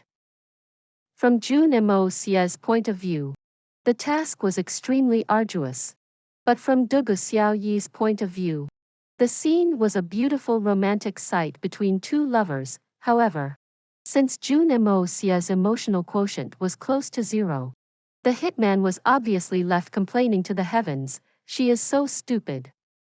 Why do I have to teach her the same thing over and over again?" Just then, an unexpected noise of cannons sounded outside the Jun residence. The almost deafening sound was followed by the sounds of soldiers unmounting their horses and approaching the gates of the Jun residence. What's happening? They both hesitated and involuntarily stopped their training. Jun Moxie wiped off the sweat from his face. Even though he was inwardly relieved, he felt a bit strange. "I was finding this exercise a bit tough. But then how was this girl able to carry on? Is this little girl hiding her strength? How did I not notice it?" He had already realized that Dugu Xiaoyi was quite intelligent at the time when she had been able to memorize the second stroke in just one attempt, but hadn't figured out that she was intentionally playing the moves wrong at the moment. The whole process hadn't been tiring in the least for her. How could it have been? The little girl was obviously too busy feeling shy and happy about learning this skill from the man of her dreams. It seemed that a difference in state of mind was indeed enough to induce a difference in physical endurance. The Yutang Empire's state teacher, Fei Mengchen, is arriving in the Tian Xiang city with his troops. He's already outside the city gates at the moment. Jun Wuyi was pushed out to the front of the gate by the Dugu brothers. Also, he is being accompanied by the famous general of the Yutang Empire, Zhao Jianhan. His Majesty has already sent the great prince to greet them into the city. The moment Jun Wuyi spoke the name, Zhao Jianhan, a strange light shone in his eyes. In addition, the Shenxi Empire's top Xian Qi expert is also arriving with his troops, and will coincidentally be arriving today as well. His Majesty will also be sending the other two princes to greet them. His Majesty is making preparations to send out the three princes to meet the envoys from the two countries. Jun Wuyi smiled faintly. His Majesty's arrangements can already be described as pretty good. Jun Moxie praised loudly. He was well aware that these two envoys were certainly arriving in the Tianxiang city with ulterior motives. But sending the three princes to receive them in full force was obviously very good thinking on the emperor's part. His Majesty is just experimenting again. Jun Wuyi smiled again. It won't be surprising if the emperor ends up choosing his successor by the time the capital sees the end of this event. Jun Moxie was somewhat puzzled, and so he asked, "Why do you say that?" Diplomacy is a very delicate activity, and one needs to apply just the right amount of pressure at the points. In the eagerness to gain power, all the three princes will try to gain the support of the neighboring empires, and their attitudes will dictate the future of governance of this country. The attitudes of the three princes will have a very far-reaching effect in the future, so this is going to be a very decisive test for the three of them. Please subscribe to this channel so that we are more enthusiastic in providing the best video for you. Chapter 147. A Chance Encounter. Jun Wuyi's eyes were half shut since he felt a bit intoxicated after clearing his nephew's doubt. Jun Wuyi had grown accustomed to being corrected by his young nephew nowadays. And this was a rare event where he had gotten a chance to lend his experience to his nephew. Let's go and watch the show. Jun Moxie squinted his eyes. The three princes were definitely up to no good. And no matter what the king had in mind, he didn't trust the three princes to do anything favorable for the Jun family. The 7 brothers of the donghua family cheered in unison. Donghua Xiao also nodded while still holding Little White in her arms and then slowly leaned closer to Jun Moxie and whispered in his ear, "That whole scene was our secret, right? I will not speak about it to any, and I won't ask you to either." She paused for a second and then continued, "But if there's anything at all, you will tell me, right?" Jun Moxie turned around to look at her. As he looked into the eyes of the young maiden, he sensed a delicate trace of shyness and affection in them. But her eyes still looked firm. "I am determined to never harm you, and nor will I ever embarrass you." Her eyes were clearly expressing these words. At this moment, the warmth of a strange feeling softened Jun Moxie's heart, and he raised his hand to stroke her hair, but didn't speak anything in reply. There was no need for words here. Pop! Jun Moxie suddenly felt a force on his hand as a big hand slapped his palm aside. Debauchee was staring at him red-eyed. "Boy, you think you can treat my sister cheaply whenever you feel like it? If you touch her again, then I'll cut your hand off." That mild feeling of warmth which had just smoldered in the hitman's heart suddenly vanished. Donghua Xiao watched the sharp transformation in his expression, but could only apologetically smile at him in compensation. As they moved through the crowded street of the capital, the donghua brothers intentionally kept themselves positioned between Jun Moxie and their sister. Jun Moxie was moving very quickly, and was constantly switching directions, and soon managed to put a distance between himself and the others. Soon enough, he disappeared into the crowd. The young maiden continued to look for Jun Moxie for a while, but couldn't find him. She helplessly glanced over at her brothers and pouted in disapproval. Little White, on the other hand, had already gone off to sleep in her arms by now. Even though the young cub seemed full of energy after his successful evolution, he was actually very tired since the process had been very difficult and painful. However, since he was very excited, he couldn't help jumping about. But now that things had calmed down from his perspective, he fell into a deep sleep like any other child. A very deep and special sleep. After successfully blending into the crowd, Jun Moxie couldn't help but feel a sense of relaxation. Even though he was only walking forward aimlessly, but he felt as if a great pressure had been lifted off his shoulders since he no longer had that little girl around to bind him down. Little did the amateur realize that his silhouette had already been imprinted into the mind of the young maiden, and even though that impression wasn't the best, it had certainly left a very deep imprint. "So, it's that kid again, huh? Haha. The last we met, you abused me, and then you turned around and left. But today you can't leave." A familiar voice sounded from Jun Moxie's left-hand side.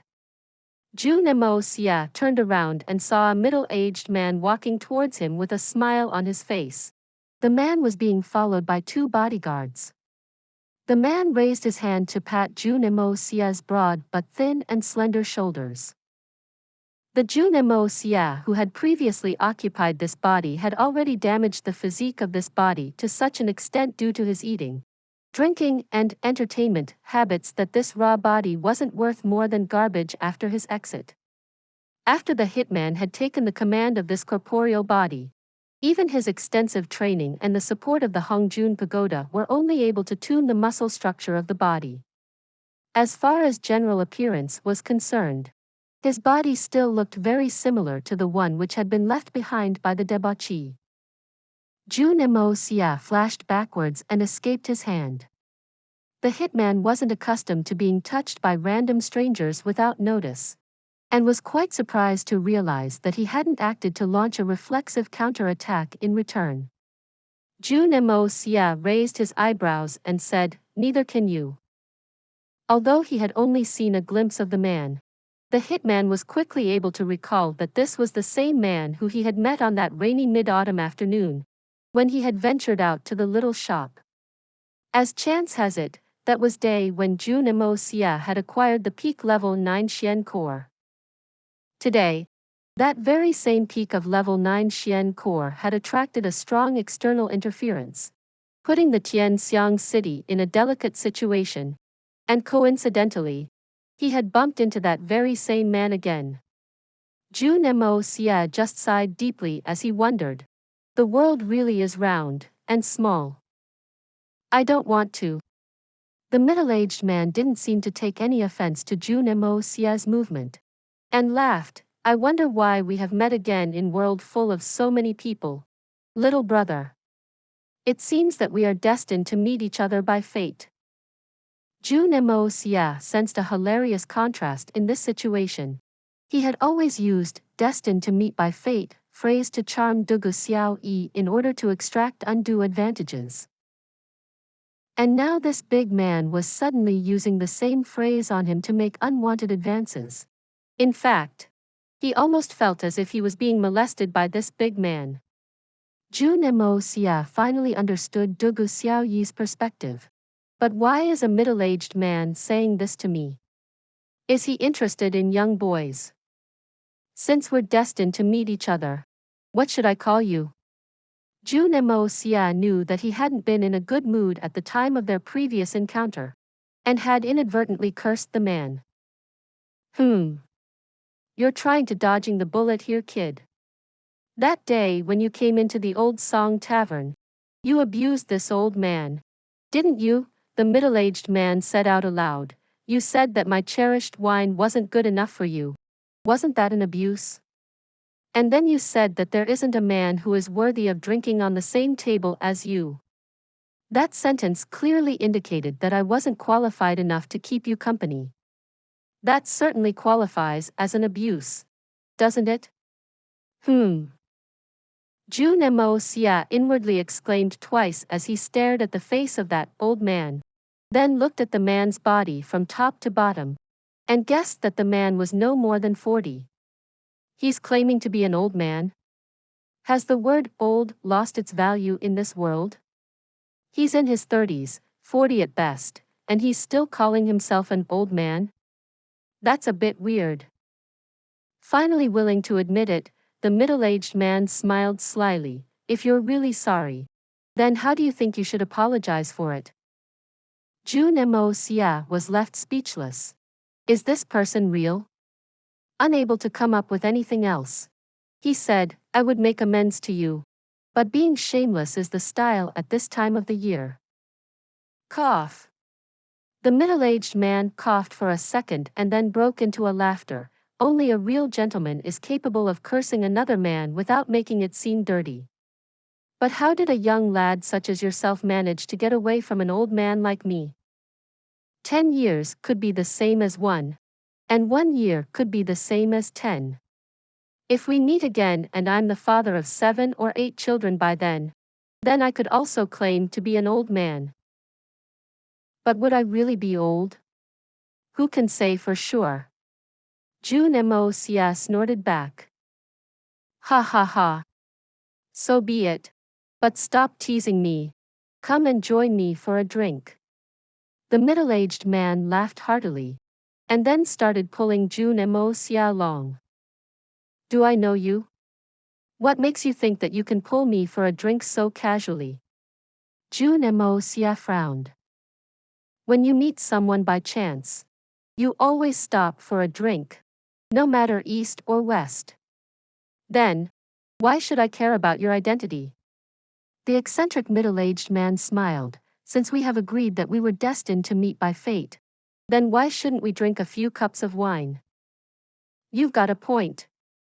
Jun Xie suddenly felt as if this guy had an appetite for sly words, and he suddenly felt as if he had met someone he could be friends with for the first time in his entire life. Naturally, Jun Xie was interested in having a drink with that man now. In fact, the hitman had never made many friends in his previous life either. He had always been a bit of a loner. Are you waiting to see Yu Tang's state teacher? Fei Meng Chen's entry into the city, the middle-aged man smiled subtly. Why not? I think that a scene as lively as this one must be looked at. After all, the state teacher of another country is making his entry into ours. It should be a fun sight. Jun Xie smiled merrily. Watch the crowd. That's good. But in the end they are all just a bunch of this empire's enemies accompanied by an old B***starred, who will now be allowed to openly walk around the city with selfish intentions concealed in their hearts. The man's smile seemed to be fading at this point. Today we are welcoming them. But no matter how enthusiastically we honor them, when the two armies come face to face in war, no one will show any leniency while killing the other. So, what's the point of such a big charade? Yu Tang Empire's state teacher or not? I don't really care. The middle-aged man seemed very dissatisfied. Well said. Jun Xie applauded. That remark itself is enough to drink 2 cups of wine. You say that the old song's wine isn't good enough? Have you ever tasted the rarest of their rarest wines? The middle-aged didn't seem to be mocking him, and it appeared as if he was genuinely thinking of a very rare and high-quality wine. Jun Xie chose to keep his head down, and said, I will not dilute the argument by speaking against something I've never experienced.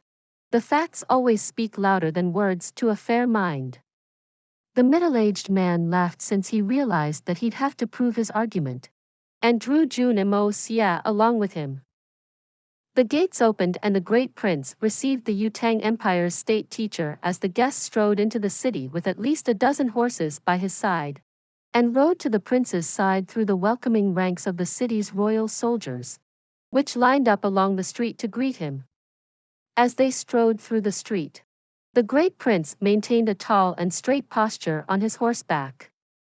Seemingly in high spirits, the great prince would often talk and smile with his guest while pointing at the streets, almost as if he was introducing the city to the Yu Tang Empire's state teacher. The middle-aged man turned around to look at the prince one last time, sighed, shook his head, and then turned away. The middle-aged man led Jun Xie through some of the narrower alleys of the city, and kept turning left and right on short intervals, almost as if he was extremely familiar with the map of the city, and soon reached the Old Song Tavern.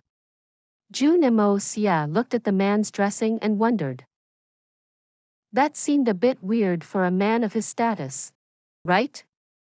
How's this man so familiar with the trails of this market? The last time we met at this Old Song Tavern, you told me that you had tasted better wines, so now quickly bring out that better wine and show it to this old man. As Jun Xie heard these words, and the manner in which they were spoken, he suddenly felt as if he had been betrayed. His posture seems to resemble that of a hitman looking at the bounty on the head of his employer's enemy. What? What do you mean by that? Jun Xie widened his eyes as he stared at the man. Please subscribe to this channel so that we are more enthusiastic in providing the best video for you. Chapter 148. It was you. I come to the Old Song's Tavern to drink wine. Apart from this, I only have one more hobby, and that's to taste the best wines in the entire Tian Xiang Empire.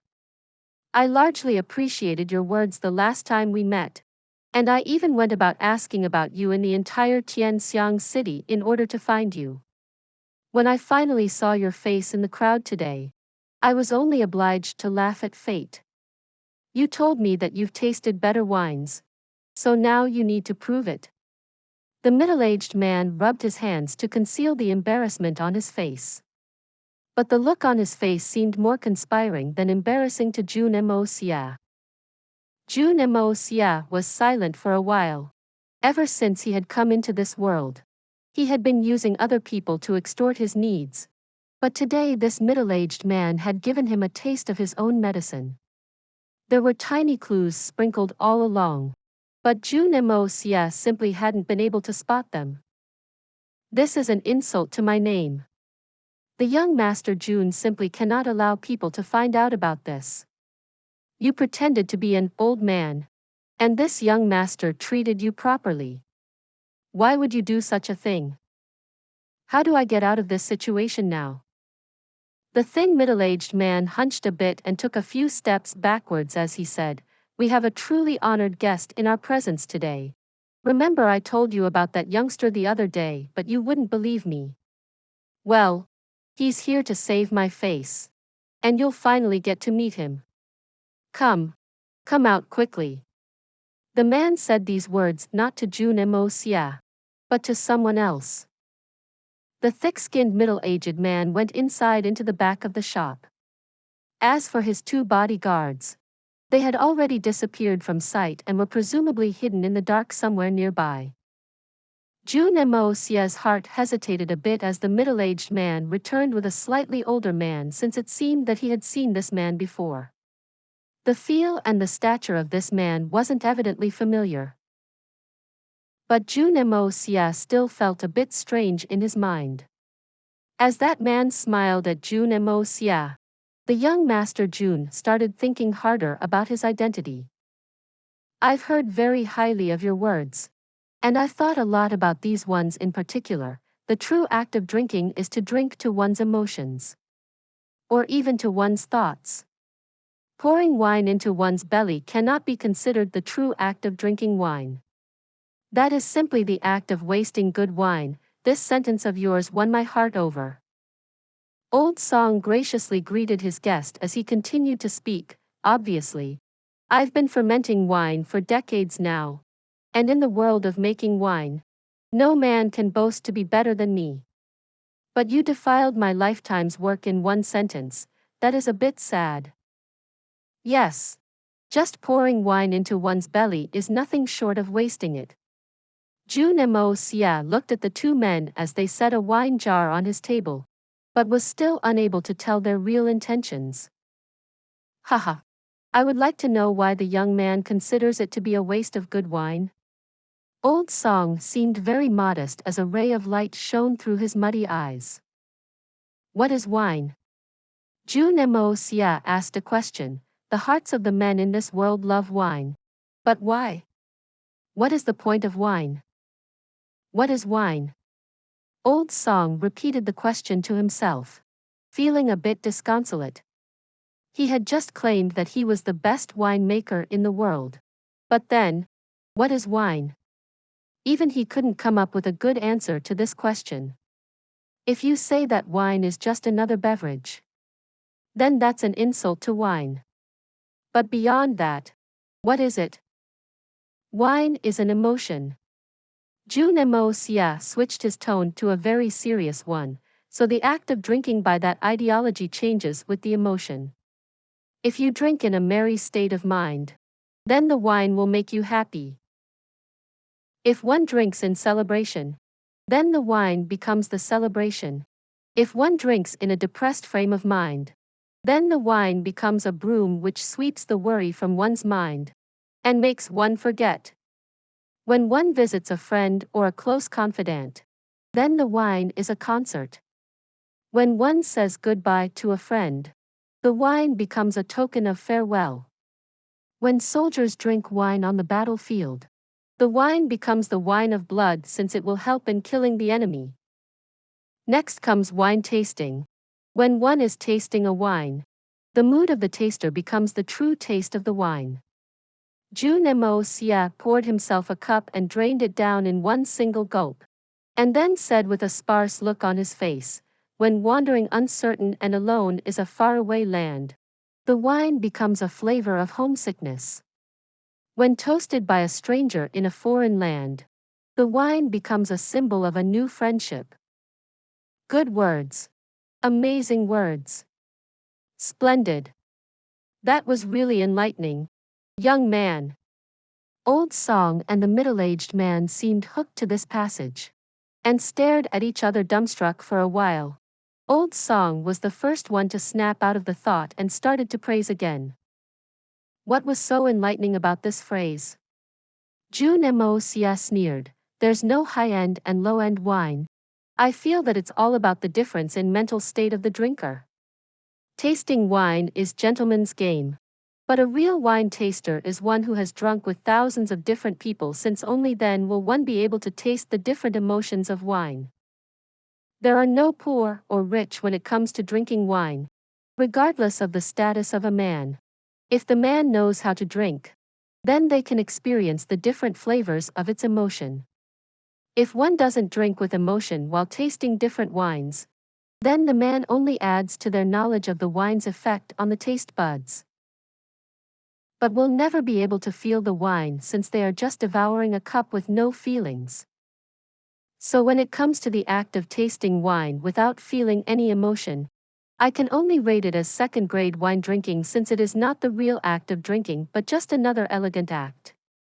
Although one still won't spoil the name of the wine, but the man will not be a true gentleman to the act of drinking. Jun Moxie stated generously. The middle-aged man and Old Song seemed as if they both wanted to say something, but both men were strongly refraining from interrupting him, and were patiently listening to his words to get to the bottom of his ideology. However, both men were laughing within their hearts at the words of this juvenile as they inwardly agreed and disagreed to his words at different points, and both men could tell that his words were alluding enough to mean different things to different people. Jun Moxie looked sideways and said, "The act of sampling wine is nothing more than a cliché. Regardless of whether one drinks in a pub over a conversation, or inside a brothel over a pleasurable interaction, or in a mansion with friends, or over a business or a political deal, they drink with emotion, and will still always be superior to wine tasters." Both men remained silent after listening to Jun Moxie's enlightening words, but nodded slightly as they felt a strange but faint sense of pride. "We've been drinking for decades, so we should be regarded as true wine drinkers, right?" The young master Jun wasn't done yet, and extended his two fingers as he gently shook them. "Based on these two terms, your wine would fall into the second grade." Nonsense. Old Song was finally infuriated by Jun Moxie's words, and thundered out loud to defend his product. "We both are confident that I'm the best winemaker in this country, even though your theory is right. But I've steeped decades of my life in making wine, so calling my wine second grade is surely taking it a little too far." Jun Moxie paid no attention to the two angry men, and continued, "You're still not convinced that your wine is second-rate. You have steeped decades into making and tasting wine, so your seniority in that respect cannot be denied. But this so-called wine-tasting seniority has a precondition, since you do not enjoy the wine. Your wine may be of quality, but since you sell it for the experience and not the emotion, it qualifies as second-rate, since the experience itself is insufficient in terms of the true act of drinking wine." Jun Moxie shook his two stretched-out fingers again. "This is the reason that you believe that I possess a wine which is better than the Old Song Tavern's wine. Based on my knowledge of wine, I can bluntly say that your wine is harsh on the throat, since it lacks the emotion." Even though his passage seemed to be twisting words to force logic, it was already beginning to sell. "Your words were very rational and opened my eyes to a new horizon. However, when it comes to wine, this Old Song has traveled the world, and it is demeaning to say that my wine is harsh on the throat, since that would mean that the other wines are even worse off."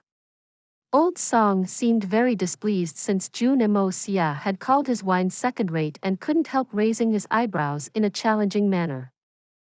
"I have obviously spent my whole life in making wine, and no one can dare to say that their wine is superior to mine. When it comes to the world of making wine, no one possessed the secrets of my wine making. And then this kid is actually calling my wine harsh? Old Xiang obviously couldn't help being angry, but still couldn't come up with any plausible rebuttals to defend his production, since he knew that even though his wine was better than the majority of other wines in the market, but it wouldn't be surprising if there was one wine which was better in every respect.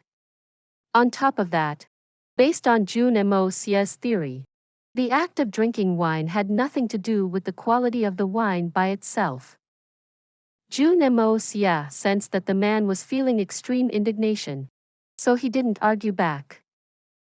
The middle-aged man pricked his ears as he looked from one man to the other, and then he suddenly narrowed his eyes and said, "Old Xiang, if our little brother can come up with a wine which is 100 times stronger than yours, then what would you say?" "I would accept him as my teacher." Old Xiang raised his eyebrows again in a challenging manner as he blurted out. At this moment, his entire body was completely straight, which seemed to reflect a strong sense of self-confidence and pride. In addition to his confident and proud posture, there was a trace of sincerity in his body language, almost as if he would really accept a better winemaker as his teacher. Jun Moxie's heart suddenly jumped into action as he instantly confirmed the identity of Old Xiang. He turned out to be. Previously, when Jun Moxie had resolved the situation at the Huanghua Hall with his uncle, Jun Wuyi, they had realized that they were being followed by a mysterious Xian expert, who later turned out to be a skew Xian expert. Although Jun Moxie's artifice had scared the man away, but this man was still stronger than his uncle, so there was no way that Jun Moxie could have ever forgotten about him. After careful analysis, Jun Moxie had come to realize that this man was indeed stronger than the likes of Xiao Han, and was only slightly inferior to his grandfather, Jun Tian. Who would have ever thought that there could be an association between the Old Xiang Tavern's owner and that Sky Xian expert? While uttering those last few words in a fit of rage, Old Xiang's mood had inadvertently fluctuated a bit, exuding a mild trace of his Xian qi. Even though this exposed Xian qi fleeted through the atmosphere in a very small quantity, it was enough for Jun Moxie to recognize the association between the two figures, which had now started to coincide in his mind. Like a slow-motion movie, the two silhouettes continued to come closer in his mind, while continuing to resemble each other more and more with every passing frame. Every action and every movement of the two figures continued to repeat in Jun Moxie's mind, until the two figures combined to form a whole and became the same person. "I'm certain. Old Xiang, it was you." Please subscribe to this channel so that we are more enthusiastic in providing the best video for you. Chapter 149. A Mysterious Master. As he discovered this interesting truth, Jun Moxie curved his lips, since he hadn't intended on going through with this bet at first. Given his own status in life, picking a fight with someone like Dugu Wudi would be worthy of his status. But was a petty bets against pub owners worth it? The answer was of course no. However, if the owner of the said pub turned out to be a Sky Xian expert, the verdict would obviously be reversed again. What is, and what isn't, can be made clear, since I have the means to convince you. Jun Moxie smiled, revealing his white teeth. His mood had suddenly become very good, and he started to stare at Old Xiang like a hungry wolf stares at a plumb lamb. Even though Old Xiang was a Sky Xian expert, he couldn't help feeling a chill. This kid's eyes are so evil. May the best man win. Young man, a bet is a bet. And what will you do if you lose? The incited middle-aged man looked at Jun Moxie. He knew that Old Xiang wasn't easy to beat, but he also felt that this mysterious boy wasn't ordinary either. Perhaps this bet between these two will turn out to be a very interesting event. But should I be a little scared as well? If I stay out of their bet and only watch from the sidelines, then there shouldn't be any reason to be scared from any trouble. Or should there be? A razor-sharp light gleamed within the eyes of the middle-aged man. If you lose, then I only ask that you never demean my wine ever in the future, simply because you're unworthy of beating its quality. Old Xiang was carefully watching Jun Moxie. Indeed, your standpoint on wine makes a lot of sense. But it doesn't mean that you can insult my wine. This is, after all, is a craft which has been passed down from one generation to the other for centuries. And one shouldn't demerit a wine unless they are capable to fermenting a better one. That's settled then. Jun Moxie replied unambiguously. Faced with this bet, he didn't have anything to lose even if he lost the bet. The middle-aged man seemingly couldn't wait for the contest to start, and so it is. But to be fair, shouldn't there be a witness to assure that the two of you use fair and just means? Otherwise, the other person will always feel a bit suspicious. So I believe that there must be a witness present while the two of you ferment your wines. Not only should there be a witness, there should also be a referee and a judge to announce the final results. These two seem very fierce about this contest, so I think that neither of them will produce the ordinary stuff. If I get to judge this match, then I would get an opportunity to enjoy both the wines simultaneously. No matter who wins, I will get to taste two excellent wines. This will be a once-in-a-lifetime experience. With this thought going through his mind, the middle-aged man couldn't help feeling elated. Old Xiang, young man, it's time that I get to taste the best of your wines. Ha ha. Great. Old Xiang saw the calm and composed look on Jun Moxie's face, and suddenly felt a pang of lacking self-confidence inside him, almost as if his soul was subtly telling him that he could lose. What a joke. He's just a kid. It's one thing to drink wine, but when it comes to making wine, I have accumulated decades of experience, and if I brew my signature wine, then how can I lose to him? This thought helped in settling Old Xiang's heart a bit, but he could still feel a vague sense of defeat. This is a good thing either way. I could ascertain that I'm the best winemaker if I win, but if I lose, then I'll find out some new things and I'll be able to take a step in the forward direction. 3 days from now, I will close my shop early so we can all meet here. How does that sound? Old Xiang proposed. Jun Moxie smiled and nodded. His mind was thinking, I don't know if this mysterious Sky Xian expert is associated with an organization. Could he be associated with the Donghua Hall? But he said that he's a fellow human at the time. I had managed to scare him away then, and he had run off quite hastily. So maybe he isn't working with the Donghua Hall. Jun Moxie looked Old Xiang and smiled slyly. A less-than-silver Xian novice had managed to fool and scare away a powerful Sky Xian expert. How could Jun Moxie not enjoy knowing this truth? A couple of pounds of beef, and 2 jugs of wine. A voice unexpectedly echoed from behind. Also, in 3 days from now, I will help you in judging the bet. The categorical nature of this voice was extremely rare, almost as if he was an emperor who was announcing his decision to his subjects. His words didn't sound like an inquiry. They sound like a decision. Certain. But this was the first time that this voice had been heard inside the pub, and it didn't belong to the 3 men present. On top of that, this voice seemed thunderously powerful. The middle-aged man was a low-skilled man, and would certainly not be able to defend himself without his guards. But Old Xiang was a Sky Xian expert, whereas Jun Moxie's senses had been amplified by the Hongjun Pagoda and the art of unlocking the heavens' fortune. But this man had somehow been able to conceal his trail for them all. In fact, none of them had even realized when this man had walked into the shop. At this point, this man was sitting a few feet behind the trio. The three men turned around simultaneously to look at this unknown man who was sitting around a table at some distance from them. Even though this person was human, it seemed that his back was as erect as a javelin. His face seemed very extraordinary as well, and was devoid of any lines, almost to the point where his face seemed to have been carved out from marble, while being completely devoid of expressions. His long hair was naturally falling over his shoulders unrestrained, and was covering about half of his face.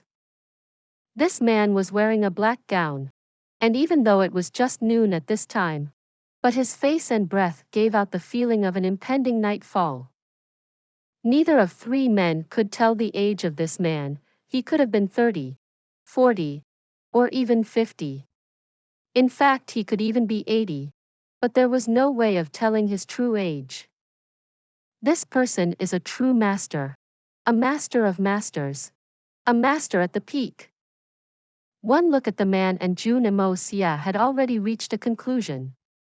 The weather has become very unstable in the Tian Xiang city, and this man seems to be here for the same reason as several others. He is surely here for the Xian Corps, and whichever force is capable of sending such a man must certainly be a very strong contender for the prize. In addition to this, Jun Moxie could also sense a very familiar atmosphere around this mysterious man, a solitary aura. This solitary aura seemed to be coupled with pride. His loneliness was his arrogance. Just the way Jun Moxie was in his previous incarnation.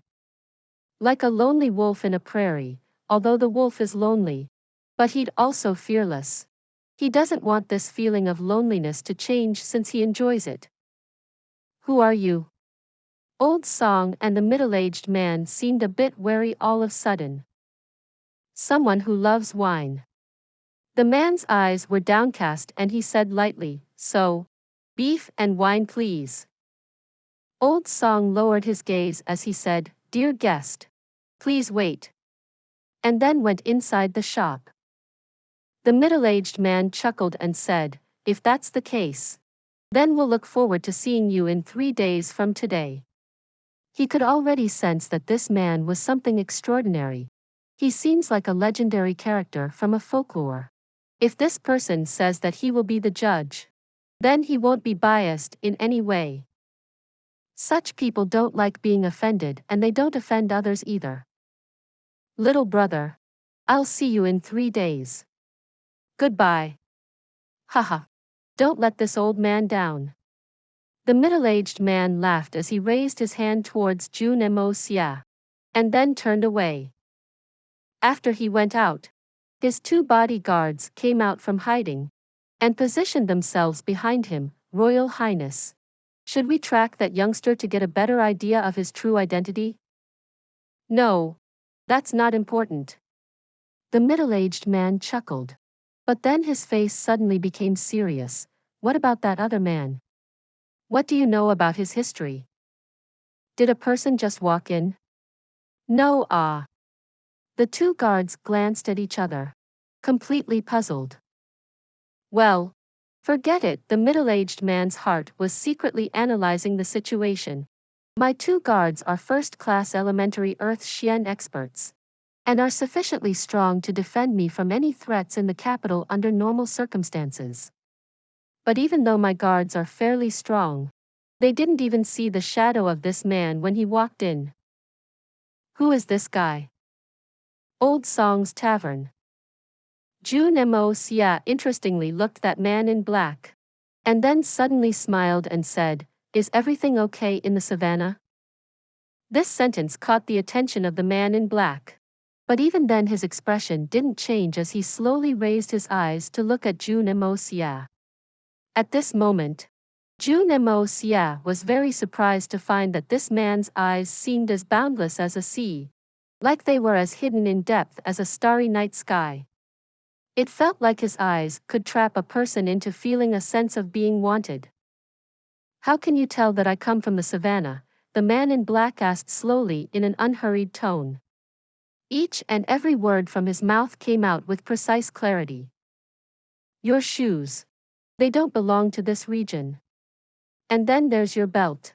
The knitting on it is of a unique flax which is found only in the savannah. These two were enough to deduce your origin. Jun Moxie smiled and said down in front of the man. These alone are not sufficient. The man in the black gown was now looking the tabletop in front of him, and I did not allow you to sit in front of me. And therefore, you do not deserve to. If this isn't enough, then what about that unique savannah body odor of yours? Jun Moxie smiled, and then there's that aura of a solitary wolf around you. Can these be enough? I didn't want to stand, so I obviously sat down. Whether I sit or lie down, what difference does it make? Then Jun Moxie switched his tone to sharper note and said, as for the subject on qualifications, if I feel that our standards aren't matching, and if I sense that you aren't capable of drinking with me, then I will naturally stand up. The man in black stared at Jun Moxie for a long while, and then suddenly revealed a perfectionist's smile and said, interesting words. I guess it really wouldn't make a difference if you sit or lie down anyway. This man seemed really strange. Even though he laughed, even his laugh reflected a strong sense of loneliness. Although he laughed at Jun Moxie's words, it still seemed like he was just laughing to something else entirely. At this point, old Xiang returned with a jar of wine in one hand, and some beef in the other. He looked at Jun Moxie, but didn't say anything. Then, he set the food down on the table and turned away. The eyes of the man in black remained fixed at the tabletop as he picked up the jar of wine and devoured it down in one gulp without making sounds. Then, the man said in a faint voice, Tian Xiang city is quite extraordinary. Even a bartender is capable of being a sky xian. Good. This is interesting. Please subscribe to this channel, so that we are more enthusiastic in providing the best video for you. Chapter 150. I drink for the loneliness, not the wine. Old Xiang's entire body started to tremble as a faint blue light flashed from his body. He eventually calmed himself down and said in a hoarse voice, this old man admires your vision. But I just wish to blend into the city and make an honest living for myself in my late years since no one bothers a bartender for being a sky xian expert. The black-clothed man replied lightly, if you wish to brew wine in peace, then that's good and I will not bother you. Old Xiang turned around to leave, but then whispered softly as he left, thank you for your kindness. Jun Moxie smiled and said, Old Xiang, please give me 2 jugs of wine. Today this young master will make an exception and drink your wine again. Old Xiang acknowledged his order and went inside the shop. His heart was inwardly surprised at the ease with which this youngster was behaving around this mysterious expert, since he could sense that this mysterious expert was capable of killing them both in 100 different ways. This guy is behaving very recklessly. You will not share my wine. This time it was the man in black who raised his eyebrows and asked a question. I do not take favors from others. If drink your wine then I'll owe you a favor. In this world riddles with debts. The debt of gratitude is the most difficult to repay. Jun Moxie smiled casually, besides, drinking wine after spending money is more comforting. That's reasonable. The man in black replied, and then continued to drink his wine quietly. Then, he wiped his mouth and said, this wine is really good. Kumi's always tastes better with beef. At this time, Jun Moxie's order was also delivered to their table. Jun Moxie immediately opened the cork and started to drink. His drinking speed wasn't lesser than the black-clothed man's. Although both men were sitting on the same table, they were both concentrating on drinking their wines alone. The man in black was drinking at a fairly slow pace now, but his speed was very consistent and unhurried. Even his eating speed was very slow and very casual. Although he was drinking wine in the company of another man, it seemed as if he had built his own world and had excluded all elements of the outside world from his conscious altogether. After drinking 7 or 8 cups of wine, the man in black suddenly discovered something unexpected. This discovery suddenly elated the impression of the youngster in front by several levels in his eyes. He was drinking out of loneliness, but the actions of the youngster in front of his eyes seemed even more desolate than his own. Since he was drinking in a solitary manner, he was his own entertainment. But the boy in front didn't even seem to be drinking wine. It appeared as if the youngster was drinking cups of loneliness. At his mental level, he was drinking wine to distract himself from his solitude. But the boy in front seemed to be enjoying the loneliness. He's able to endure this solitary feeling with such an open mind that he's actually enjoying it. What kind of a superior mind does he have? His mental level, it seems that he's even superior to me. Who is this mysterious teenager? Even though the two men were drinking in a solitary manner on the same table, their charms were mutually exclusive. Even though Jun Moxie was able to integrate into this man's world, but the man was finding it extremely hard to enter into Jun Moxie's. A long while later, the man in black was further surprised to realize that he had paying a lot of attention to the boy in front. But the youngster didn't seem to be taking any note of his presence. It seems that I'm not even present here in his eyes. The mysterious man's Xian Qi cultivation level had already transcended to the peak, so he could naturally sense that this young man's Xian Qi was near pathetic. Given his age, his cultivation level can only be described as ordinary, maybe even trash. I could just kill him by just blowing air. But then why is such a boy able to maintain this kind of a mind frame? Cultivation is easy for children from large families as long as they are sincere and interested in training, since they can find good guidance easily. Detoured youngsters are rare, but it shouldn't be this surprising. However, this kind of mental level is hard to find. Even a senior military officer is unable to maintain this mindset. What kind of penance is he concealing in his heart? Moreover, he's very young at the moment, but somehow he feels a lot older. Kid, you're something special, the man in black slowly stated. Do you still think that I'm not qualified to sit here? Jun Moxie asked without looking up as he continued to focus on his drink. In terms of your age, your Xian Qi is low since your meridians have suffered heavy damages, which is resulting in your abnormal cultivation level. So in terms of Xian Qi, you're ordinary, but being able to drink alone in front of me while being able to maintain such a mind frame isn't an ordinary feat. Even the most experienced men are unable to do such a thing. The man in black exposed a rare smile. Moreover, it seems that you're even more desolate than I am, but it's very interesting to know that someone could get so lonely at such a young age. We're in the same boat. Jun Moxie looked up at him coldly. You were special enough for me to borrow your desolation, which enabled to me enjoy my drink. But now I'm unable to. If you had continued to drink alone, then I would have continued to enjoy mine. But now that taste has changed and has become rancid. Jun Moxie stood up and produced a silver coin. Interesting people can also get boring in time. You really shouldn't have spoken first. There are many curious people in this world. And now you've just added yourself to that list. Jun Moxie walked away without looking back again.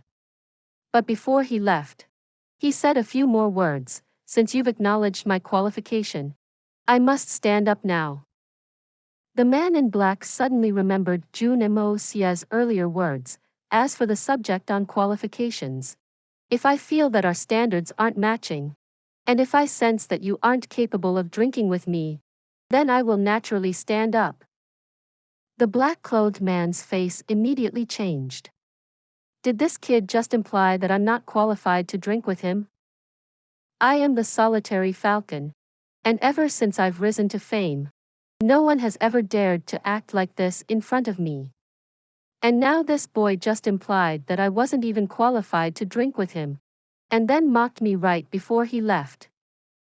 This is a strange feeling.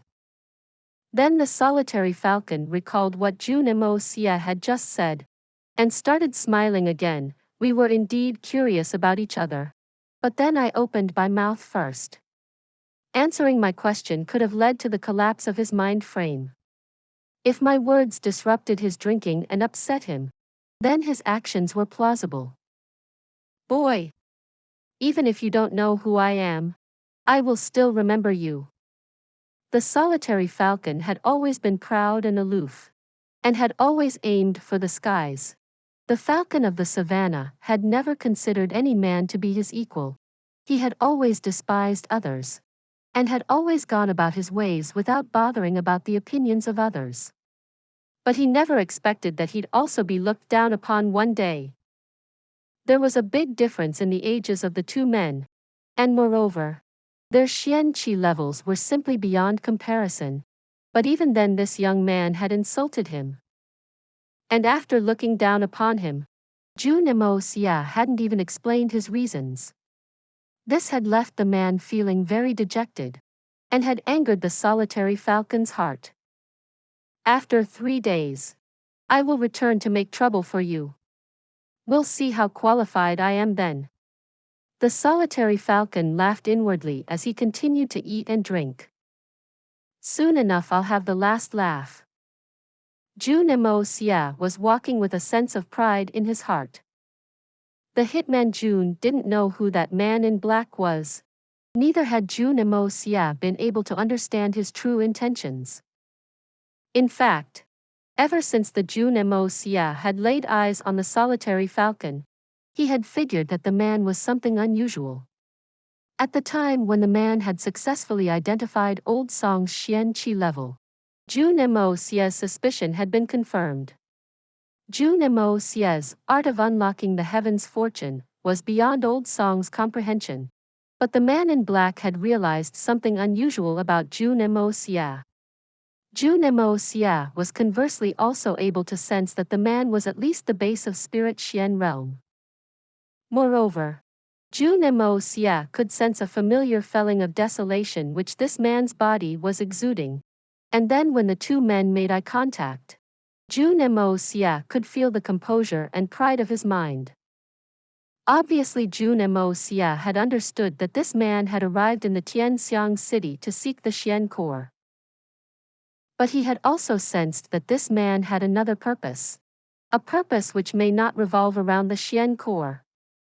Even though Jun Moxie was unable to understand his true intentions, he could sense that the Xian core probably didn't have much value to this man.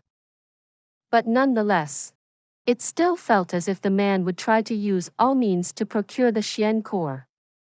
So in the end, this man was eventually to be driven in Jun Moxie's direction in search of the Xian core. Jun Moxie had been looking to catch the man's attention without actually attracting interest from him, which is why Jun Moxie had choreographed his character very carefully in front of that man. He had intentionally ignored the man, while enjoying his company in order to make the man curious, which would tempt the man into breaking the silence, and eventually he would make the man feel despised. The eccentric are always odd, so one should always do the opposite of what's expected. Not so proud now. Ha! Now I'm more proud than you are. You don't enjoy your solitude? Then you cannot be more desolate than me. I'm the only one in this world who comes from another. For now, Jun Moxie's plan had been successful, and the solitary falcon still hadn't realized that the entire scene had been choreographed by Jun Moxie. Therefore, Jun Moxie started planning on his course of action for the contest with Old Song in 3 days' time. This story will be continued to chapter 151. For those of you who are not subscribed yet, please subscribe. The interesting and best stories will be updated. See you again in the next episode.